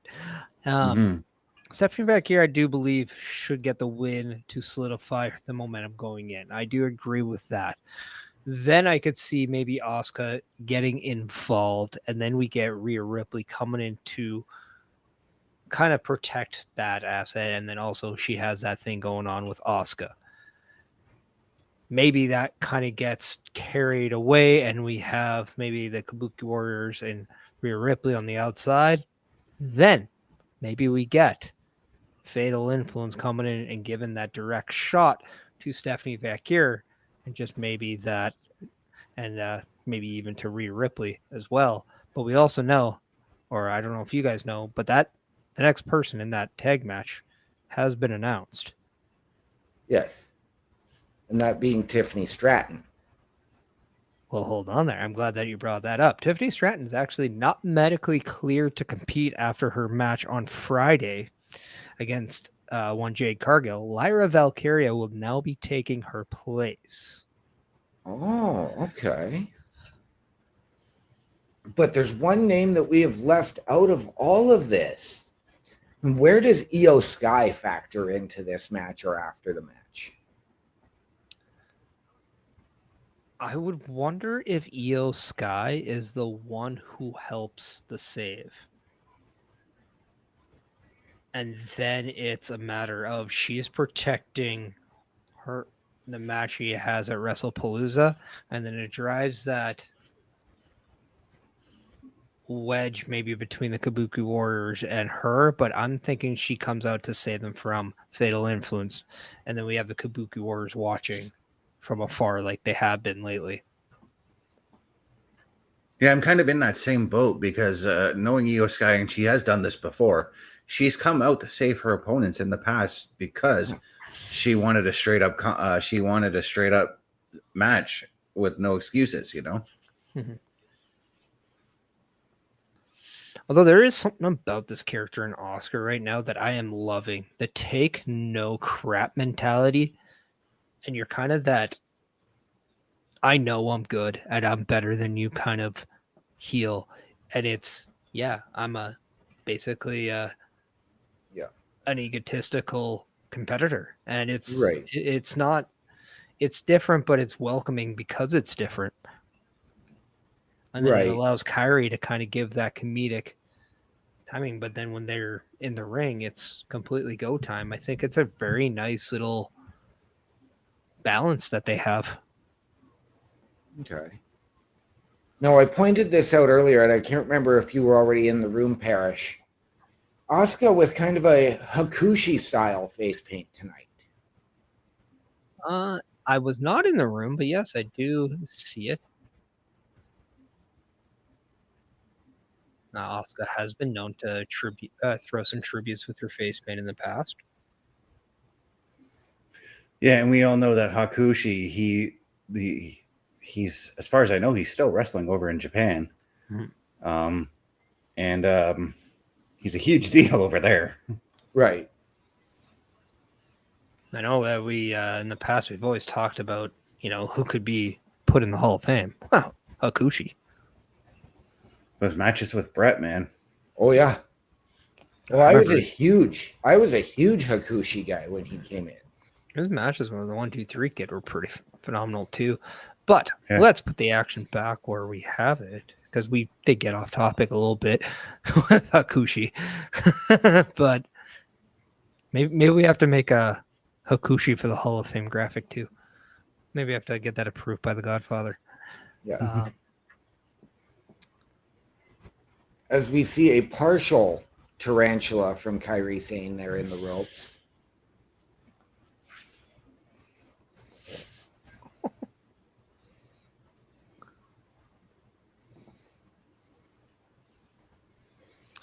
But what I do like about Stephanie VAQUER having this match on Monday before Saturday, and then almost having that, and then having that another match tomorrow on NXT, she is somebody in the past who has proven that the more she's in the ring, the better she becomes. Yeah. So is this an early sign that maybe, just maybe, we will be seeing Stephanie VAQUER walk out of WrestlePalooza as that next women's world champion? Because Stephanie VAQUER has this match with KAIRI SANE, a very huge test for her. Right. And then tomorrow she has that tag match with Fatal Influence. I mean, she'll be nothing but game ready when it comes to Saturday. Yeah. I believe it was it Evolution weekend where she did the AAA event and then Evolution and then yeah. And then I believe it was Money in the Bank as well. Yeah.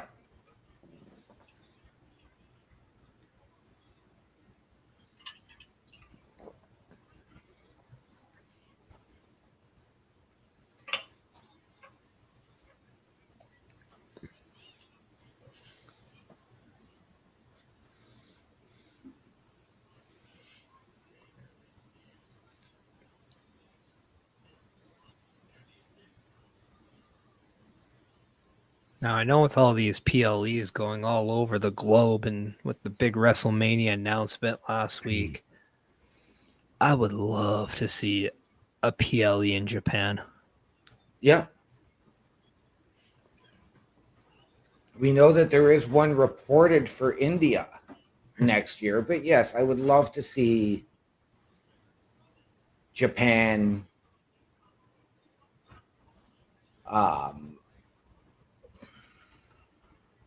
Could that be a place for like a Backlash down the road? As Backlash has kind of been that kind of poster child for PLEs to go all over. Yes, absolutely. The Elimination Chamber, as well, as we've seen the last 2 years, it has gone international with Australia and, of course, Toronto earlier this year.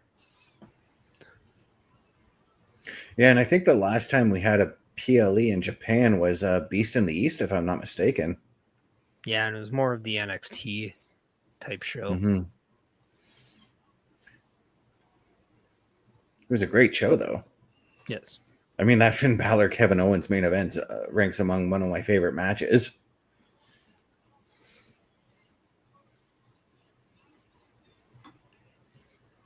We also had somebody who may be WWE again wrestling there, but I am absolutely impressed with this matchup, though. Yes, Oh, me too. I am going to say this because I had ROXANNE and LYRA predicted to be my match of the night, and so far this one has overtaken that. Yeah. But not a bad thing to have two women's matches be the standard of your inner ring. And that's even, we're not throwing shade to how good El Grande Americano and Dragon Lee was, because that was really good. It was. But these women now, I mean, they've shown time and time again that they can go out and they could put everybody else to shame. They can go set the bar even higher than it was set before. It's just where we're at right now with women's wrestling, and it's been absolutely fantastic. Yes. And we still have LA Knight and a partner of his choosing versus the Bronsons.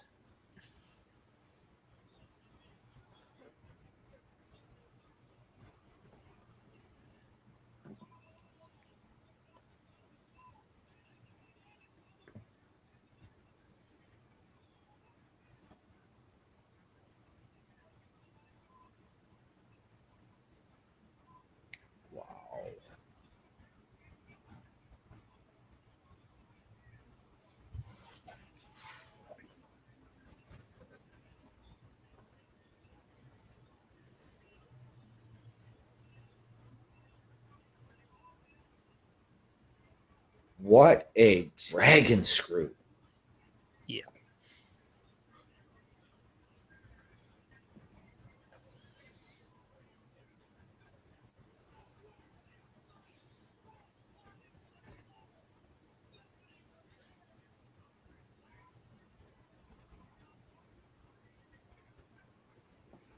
I just got the dragon screw. Holy, that torque, the torque that she put on that knee.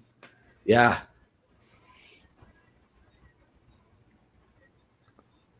Also, to give you guys more of a throwback and a throwback reference, we did see Bailey earlier at the AJ Lee shirt.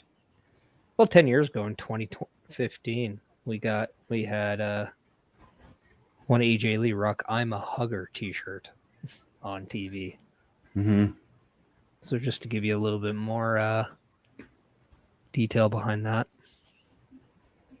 Ever since AJ Lee's come back, I've been thinking about like all the dream matches she could have that I would love to see her in, and Bailey is definitely on that list of wrestlers I'd love to see her get in the ring with. Mm-hmm.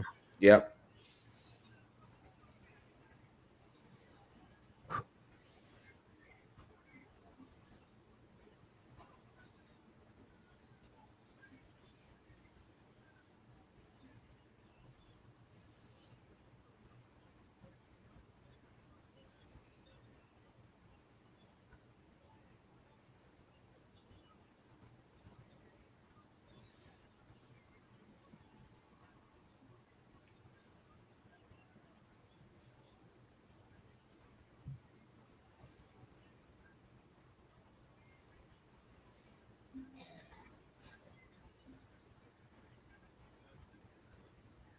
What a finish that was. Just a dominant finish. I love it. It was.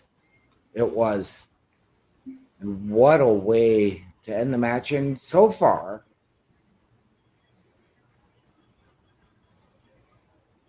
I was going to say so far, no shenanigans, but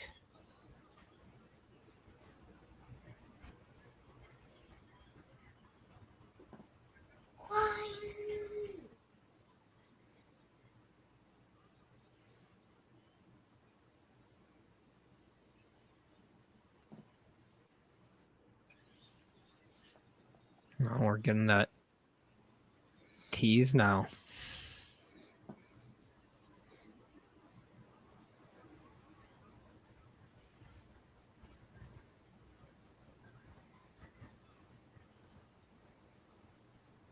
When we talk about conflicted women, Io Sky is definitely a conflicted woman as well.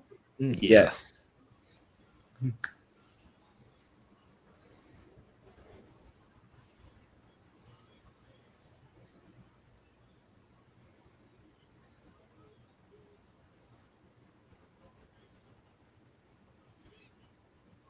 There is a part of me that think that Asuka and the Kabuki Warriors are turning on Io at WrestlePalooza.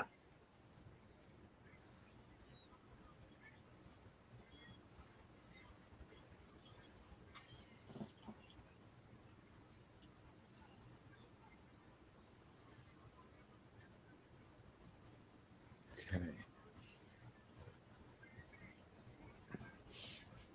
But a nice little aftermath there from that. In that Absolutely. match. So a little less chaotic. Now, you are batting 0 for your Fatal Influence run-ins, though. I must say. I am. You really wanted Fatal Influence coming out, didn't you? Well, I was thinking it would be intriguing because we haven't seen them come up and do, well, we saw JC come up and do something on the main roster once, and that was Evolution. So I think it would be intriguing to see that. But I also know that they are busy with not only their NXT, but their TNA commitments. Yeah.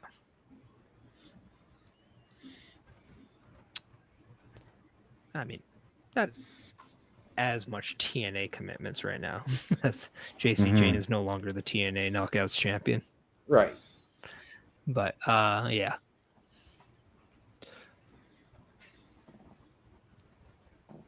We now have a Braun Breaker, Braun Strowman backstage segment.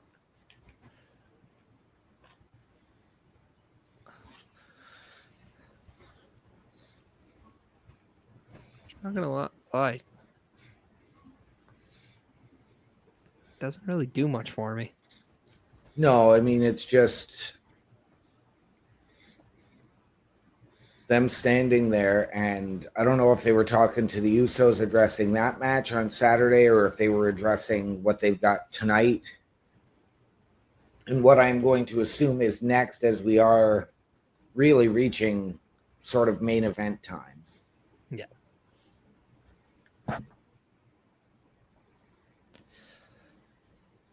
But as we approach kind of that main event time, once again, we are hosting a PLE patrol for WrestlePalooza this Saturday. Bess, do you want to give a little bit more about that, as you're the one who, I believe it's going to be you two doing it?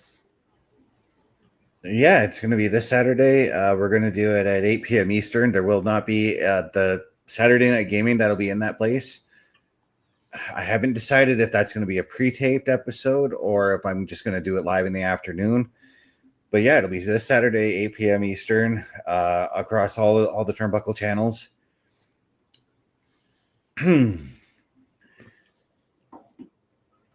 Yeah, I'm just 100% looking forward to this and tremendously excited about doing this event. Awesome. One last time, we'll do our little rundown about what you can find every week here on Turnbuckle Studios.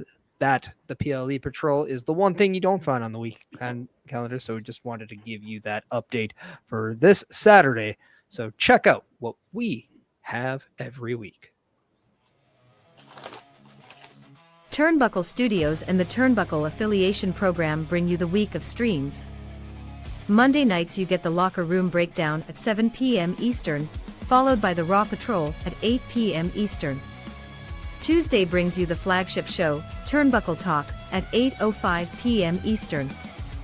Wednesday we play games with the PlayStation Showcase at 8 p.m. Eastern. Thursday we go TNA when we brace for Impact at 7:55 p.m. Eastern. Friday we secure all details as we answer the call for the SmackDown security detail at 8 p.m. Eastern. The weekend brings you Saturday Night Gaming at 8 p.m. Eastern. On Sundays be sure to catch the Chris Parrish podcast at 12:15 p.m. Eastern, followed by the Boar's Nest at 8 p.m. Eastern. Be part of the shows and join the chat every day. And as we gear up for the main event of Raw tonight, we want to just let you know that the main event of Turnbuckle Affiliation Program is turnbucklestudios.org. That is the homepage. That is the main event because it has everything you want and then some. All it does is deliver. So go check out turnbucklestudios.org, and there is that page over there to assist you on answering the help wanted ad that we put out. So if you want to submit your name and your information and become a part of Turnbuckle Studios and that weekly calendar that you just saw, please do so. As well, you get to check out all the latest episodic shows, as well as meet the team and much more. Now we're in a backstage segment.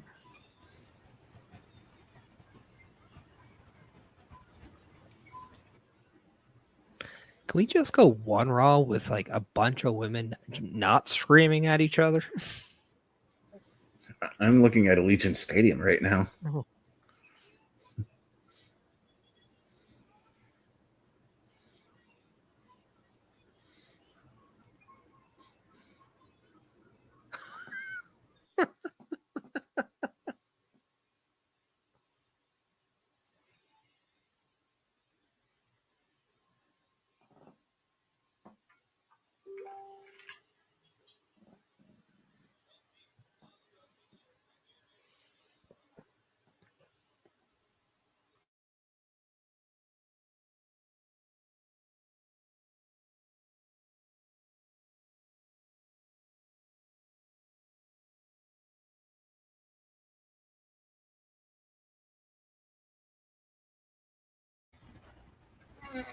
Okay, so now that we don't have Asuka and Io yelling at each other, we are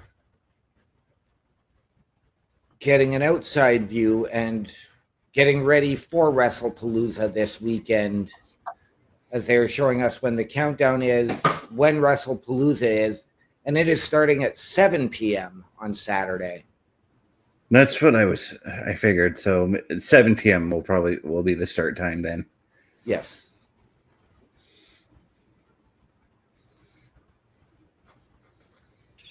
People don't know by now, card's subject to change all the time. It's wrestling. That's right.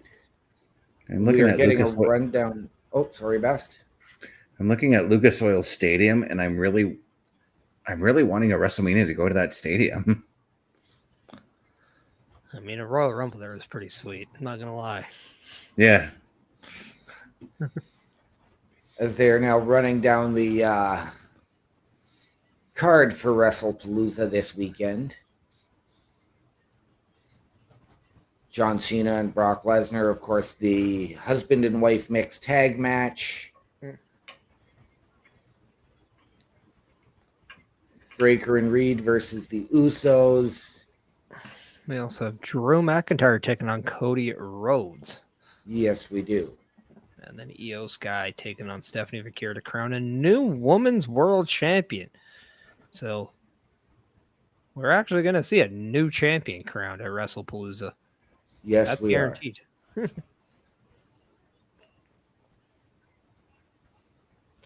They're calling it the Undisputed WWE Championship. I feel they should just simplify it and call it the WWE Championship. Yep. Yep.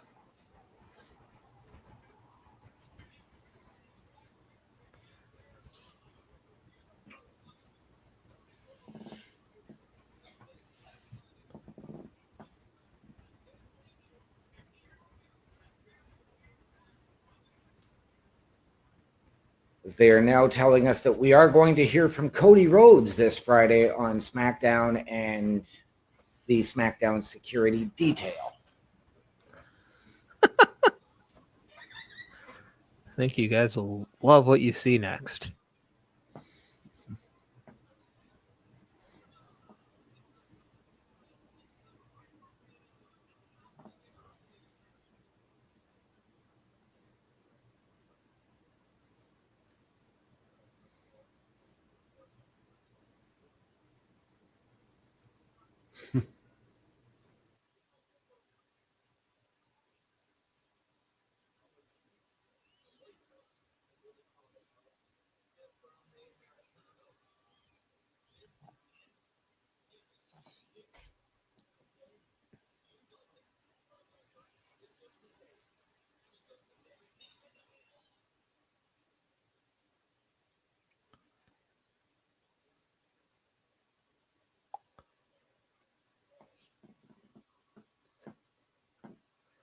The one thing I love about the Judgment Day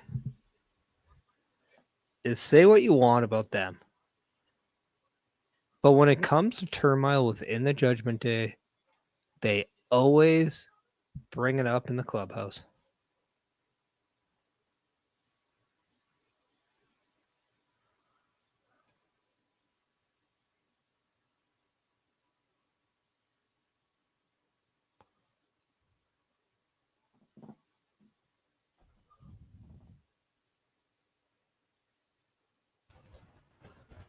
As we see the tensions and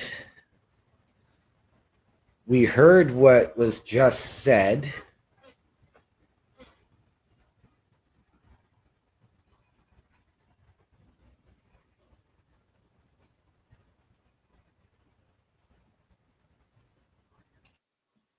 Okay, well, tension definitely picks up. Oh.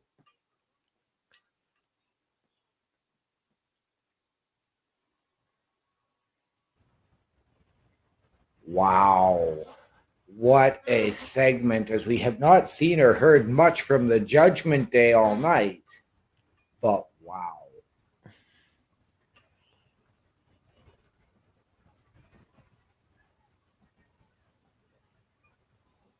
Yes.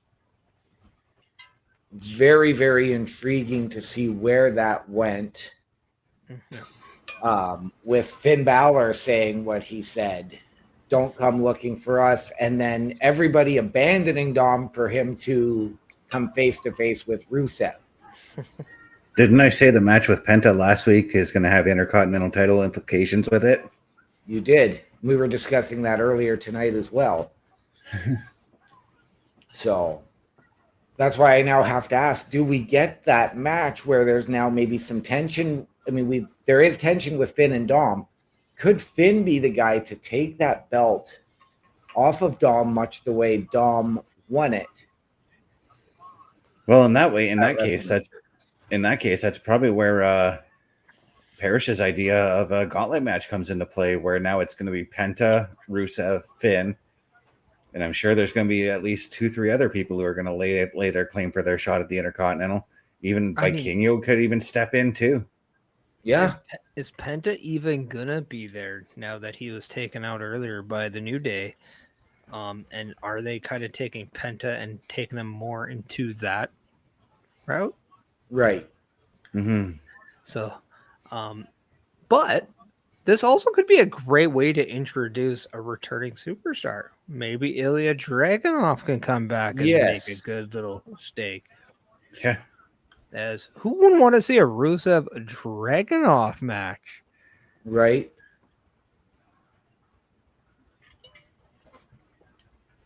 Oh, could you imagine like a gauntlet where it's like Sheamus, Balor, Dragunov, Rusev? Mm-hmm. Right. Who else? Maybe even Jimmy Uso. I don't know.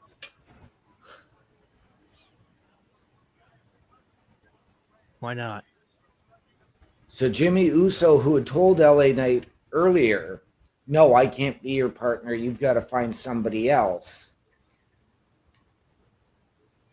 Has now, I don't know if this was reluctantly or because of what happened with Jay after that, now coming back out to do this tag team match.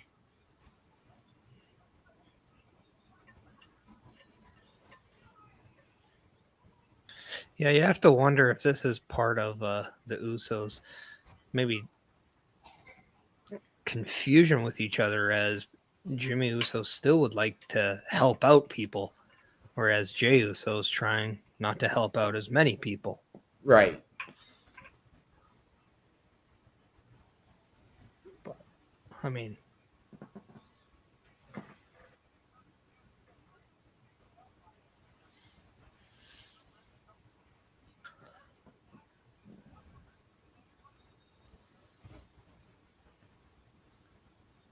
and I have to ask, because we did see that backstage segment earlier with Braun and Bronson.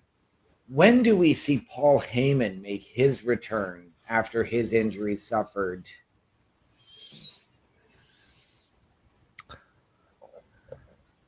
a few weeks ago? well, I know that they. Go ahead, Bess. I was going to say he could play a factor in the mixed tag match this weekend. Right. I'm going to go with maybe a dark horse potential here, but we do know that WWE is going back to Madison Square Garden at some point this year. Could that be the time we get Paul Heyman back? Right. Well, we know that usually they do a holiday show at Madison Square Garden. I know for a fact that that has been said, no, it is not happening this year. No, they, from what I understand, a November Madison Square Garden show might be happening. Mm-hmm. In the last few years on the holidays, since Hunter took over, he's been giving the wrestlers the holiday off. Yeah.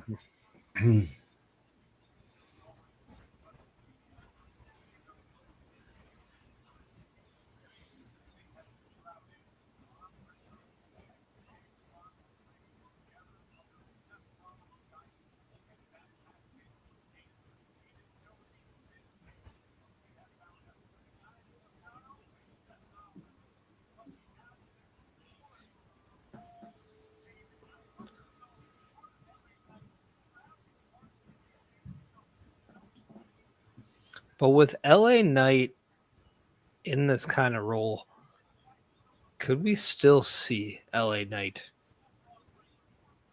as you guys say, be that new Sami Zayn figure? Or do we think LA Knight is that one person who says, nah, I'm worrying about me and where I go? And maybe he has a different vision.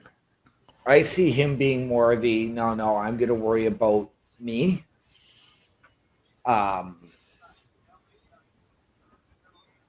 I could see the idea of him stepping in to assist in a War Games match if that's the route they go. But I also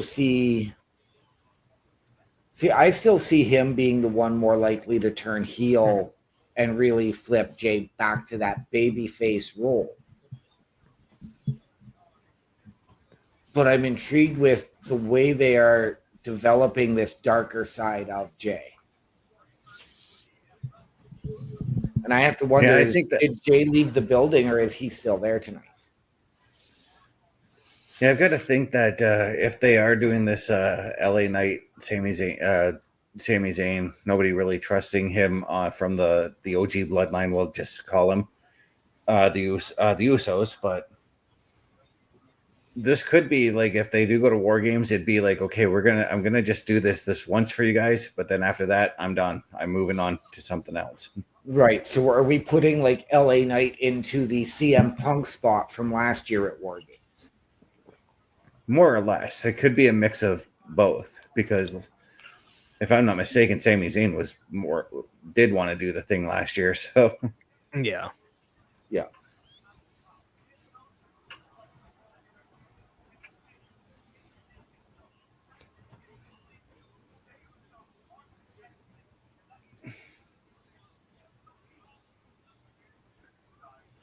Now, we know that Becky turned out to be the fourth person in the vision to this point. Could LA Knight, in the instance that Paul Heyman isn't back for a while, we know how good Seth, Braun, and Bronson can be on the mic, but could LA be that fit as well as in terms of being a mouthpiece for all of them? And then be the guy to carry the Intercontinental title while Braun and Bronson focus on the tag titles.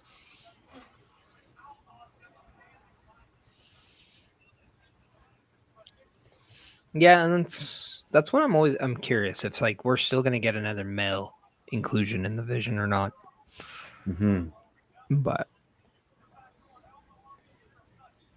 it is nice to see Braun and Bronson though by themselves for a change, just to kind of see how they are. It's a good test because I think we all know that obviously Seth Rollins is a mega star in WWE. We know that Becky Lynch is just a mega superstar in WWE. Paul Heyman is a Hall of Famer. Nothing else needs to be said about him. But Braun and Bronson are definitely upcoming. Not without the direction or the assistance from a visual aid in Paul Heyman and Seth Rollins. How do you guys view the two of them by themselves right now? I'm going to say this. I was always a big fan of Bronson Reed. Going back to his time in NXT, when he got his first main roster call up and then got released, it was, okay, why? And then he did the TNA run for 6 months, and that was fantastic. And I saw a lot more from Bronson then. I found he's been able to come out of his shell, so he's not as watered down as he was when he first came back and he was first re-signed. But Braun Breaker has far surpassed him in the ring and in terms of star power. And I want to get Bronson Reed back up there. And I think Bronson is probably a little better equipped to handle a singles run and you let Braun really develop into being that next megastar like a Seth Rollins with a tag team championship. I know he's had the NXT championship, the NXT tag team championships, and he's a former Intercontinental champion, but let him have that tag team run to really develop and push himself to that main event of WrestleMania caliber. Yeah, right now I'm really enjoying both of them as a tag team. But I actually do see them once they actually break apart from the division and go on their own. I could see them very much ending up like Randy Orton and Batista did, where they were both equally main event guys. Right. I'm going to pose this one to you. Let's say LA Knight stays babyface. It is Jay that turns heel and joins the Vision. What about Jay and Braun Breaker together as a team? I don't know. You're going to get that history between the head shrinkers, Alpha and Sika. Actually, I believe it was Samu and Fatu versus the Steiners. Now you're getting those two families joining forces. I don't know if I would say I wouldn't be against Jey Uso turning, but I don't think he necessarily needs to join the Vision in doing so. Though this whole thing is he's worried about himself. He's worried about not helping anybody. I wouldn't be putting him back into a group where all he would be doing is helping people. He would play second fiddle to a Seth Rollins. He might even play a third fiddle to Becky Lynch. I don't think that is really a good trajectory for where Jey Uso should go. I think if he is doing anything, he's going to be his standalone act. And maybe, just maybe, this goes back into another feud with Roman Reigns. Or now that Roman Reigns, when he comes back, is he's a babyface now. But I also wonder if this whole thing is derived for Roman Reigns to come back to smarten up Jay to kind of like what he had to do before, and then this is how the whole bloodline got started. You're almost running it back in more of a positive reinforcement type situation. I was going to kind of liken this to Jay being, because I kind of look at Jay still one of the top babyface, obviously main eventers. But I've always looked at it like when you have a top main eventer in like Jey Uso, you kind of need somebody on that opposite side. And I thought about like how one way that the Vision could break up, and it doesn't necessarily have to be Braun wanting to challenge Seth Rollins for the title. It could just be just a quiet breakup where we see Braun break out on his own, become a main event heel, and now you've got somebody who's the opposite, who could be on the opposite side of Jay for that ongoing feud. It'd be kind of like Rock and Austin, or Hogan and whoever Bobby Heenan threw at him. Right.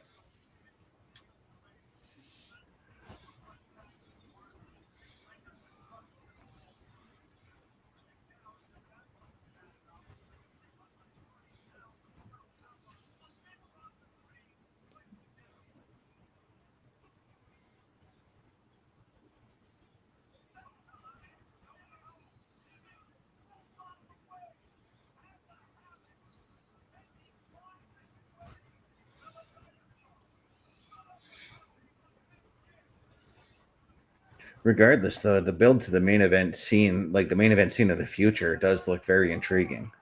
It does. Do we ever get to a point where LA Knight has that world title, or is he always just going to be that guy in the chase? Always around it? LA will have his run. I mean, he is kind of getting into that. Is he your modern day Dolph Ziggler? No. In the sense of he might get like a quick run here and there, but is he always one of those guys where we always thought he'd be more to where he is, but he just isn't there?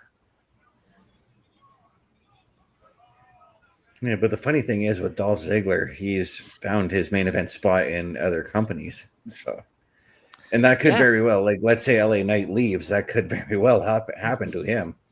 But here's the thing: LA Knight has already found those heavyweight title opportunities elsewhere. He has almost done the reverse from him, because he was an Impact champion. He was a NWA champion. Yeah. Yes.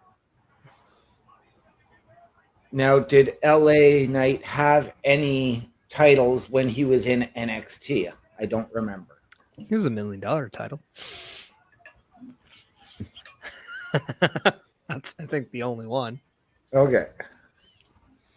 I'm kind of curious now because I do remember the $1 million title stuff, because yes, that's when I actually started liking Cameron Grimes.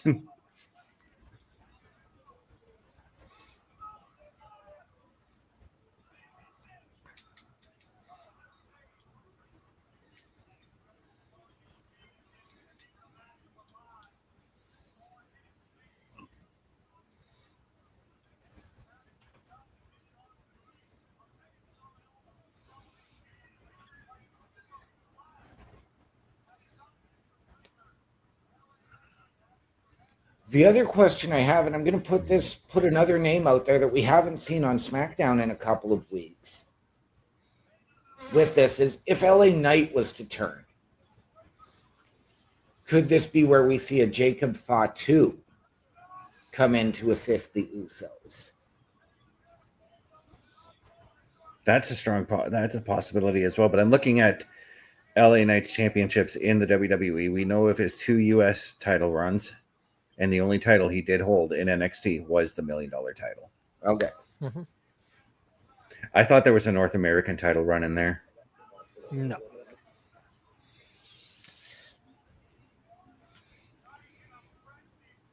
He had chased it, but I think after that, then he kind of went into looking for the world, the heavyweight, or the NXT title, and then kind of after that went up. Yeah.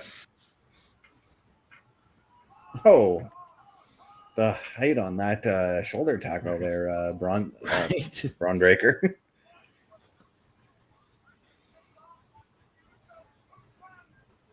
Monty Brown would be jealous of that. AKA Marcus Corvon.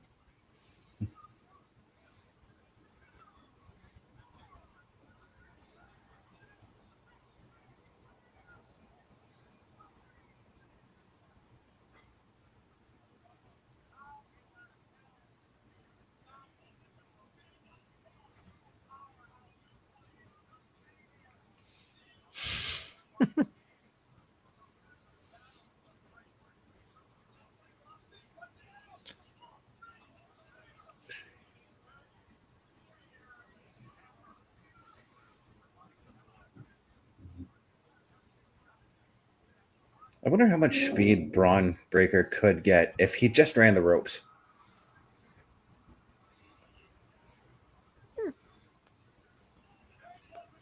Between some and a lot, I'm going to go with. Yeah. This is where they need to do that WWE Combine again and just have him do that. I really hope they don't air that ever again. It's almost as boring as watching all the other ones. If we ever have another pandemic, sure. At least it's something to watch. Right?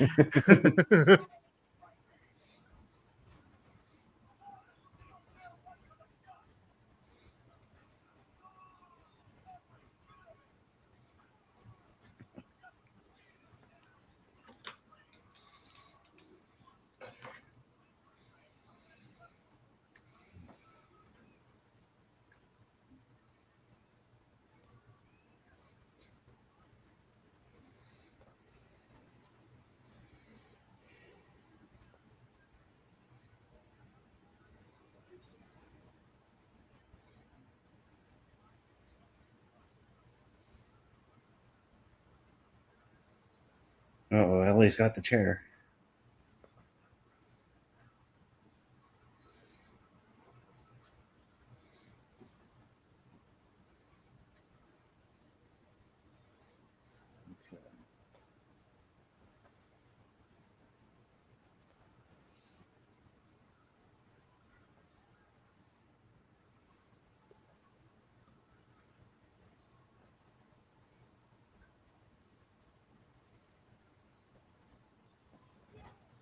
Interesting.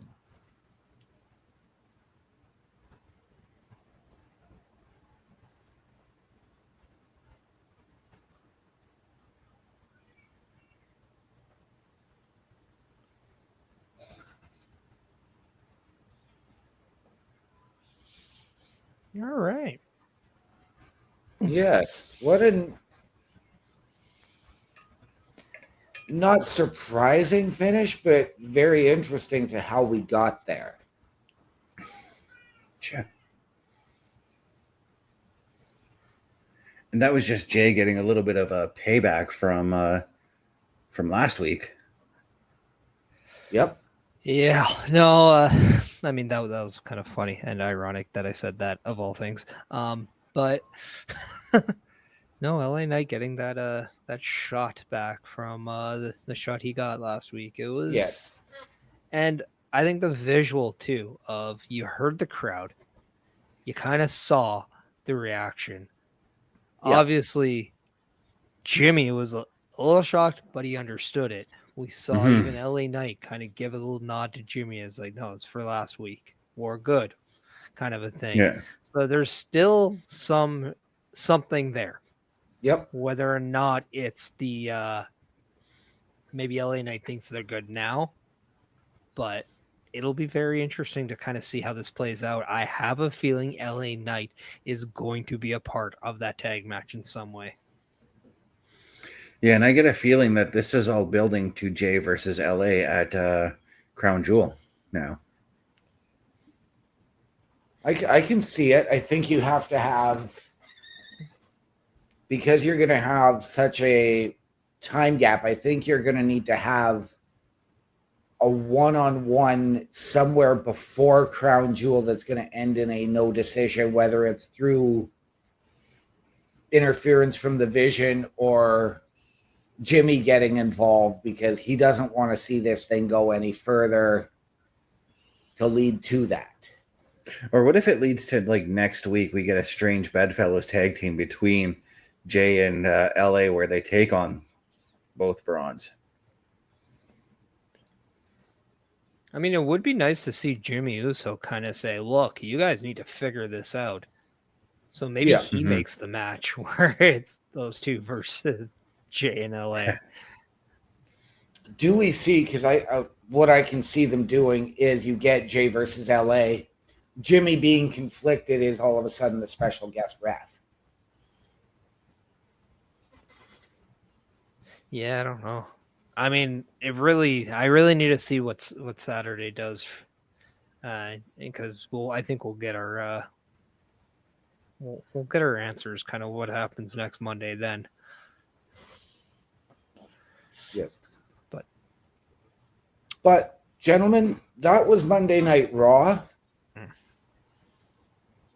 How do we all feel coming out of this show heading into WrestlePalooza? Intrigued. I want to see where things go. Yeah. Best? Yeah, I'm more wanting to watch the show now. I'm more looking forward to before we get to WrestlePalooza, I'm more looking forward to Friday to see everything that pans out there. Right. I myself, I'm intrigued. I'm in the moment. So WrestlePalooza is now huge, and it is shaping up to be one of the biggest shows of the year. For one that was just seemingly thrown together and pulled out of the blue. And I cannot wait to see where we go from here into after WrestlePalooza and the build now to Crown Jewel and to Survivor Series. So, Best, your moment of the night from Raw tonight. Yeah, my moment of the night was definitely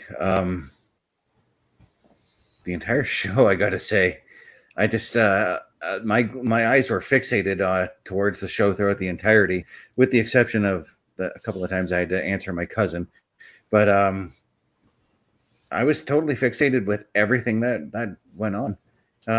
But as you can see, my socials are floating along the bottom of the screen there, guys. So if you want to look me up, hit me up at my link tree, lanktr.ee/Chris_best83. And over to you, Parrish. What'd you think of the show tonight? Yeah, I thought it was really good, and it definitely creates a lot of intrigue for what is coming after WrestlePalooza. WWE has been doing a great thing on their go home shows to kind of give you yes, we do have a show coming up. So get excited for this husband and wife versus husband and wife mixed tag match. Get excited for the tag match between the Brons and the Usos. Get excited for the women's world title match. Get excited for John Cena versus Brock Lesnar. But also, wait till next week where we get a little bit more understanding about the El Grande Americanos, the Judgment Days, the Bailey and the Lyra Valkyria stuff, and even what's going on with all three members of the Kabuki Warriors, because in some way they were all the Kabuki Warriors at some point between Io, Asuka, and Kairi. So there's a lot to pick up. I think obviously the match of the night was that women's match between Kairi and Stephanie VAQUER. I think we're looking at the new women's world champion and Stephanie VAQUER. And you can find me on my link tree at Chris Parrish. You can check me next on the SmackDown Security Detail this Friday, as well as a Chris Parrish podcast this Saturday at 12:15 p.m. Eastern Time on all my socials. And now you, Andy. For me, I mean, like Parrish just said, the match of the night was Stephanie VAQUER versus Kairi Sane. But I was really, really hooked on the Grandes situation. And it's, where do we go from here with that? And just the brief clip we saw of the Judgment Day wasn't even a 3-minute segment, really showing the cracks. Where does that go? Like I said, this coming Saturday is shaping up to be one of the biggest shows of the year for something that sort of seemingly came out of nowhere. And I can't wait to see what Friday has to deliver. But ladies and gentlemen, if you are looking for me on the socials, it is my link tree, linktr.ee/OMD show. And visually, you can catch me right back here tomorrow night at 8:05 Eastern with Chris Best and the Godfather Karl Karufel on Turnbuckle Talk. With that being said, sorry, Best? I was going to say, all right, OMD, what are those famous words we like to go out on? That's exactly where I was headed. So with that being said, ladies and gentlemen, please remember, the world is better with you in it. From all of us here at the Raw Patrol, Turnbuckle Studios, and the Turnbuckle Affiliation Program, to those of you out there wherever you are, good night, good luck, we out.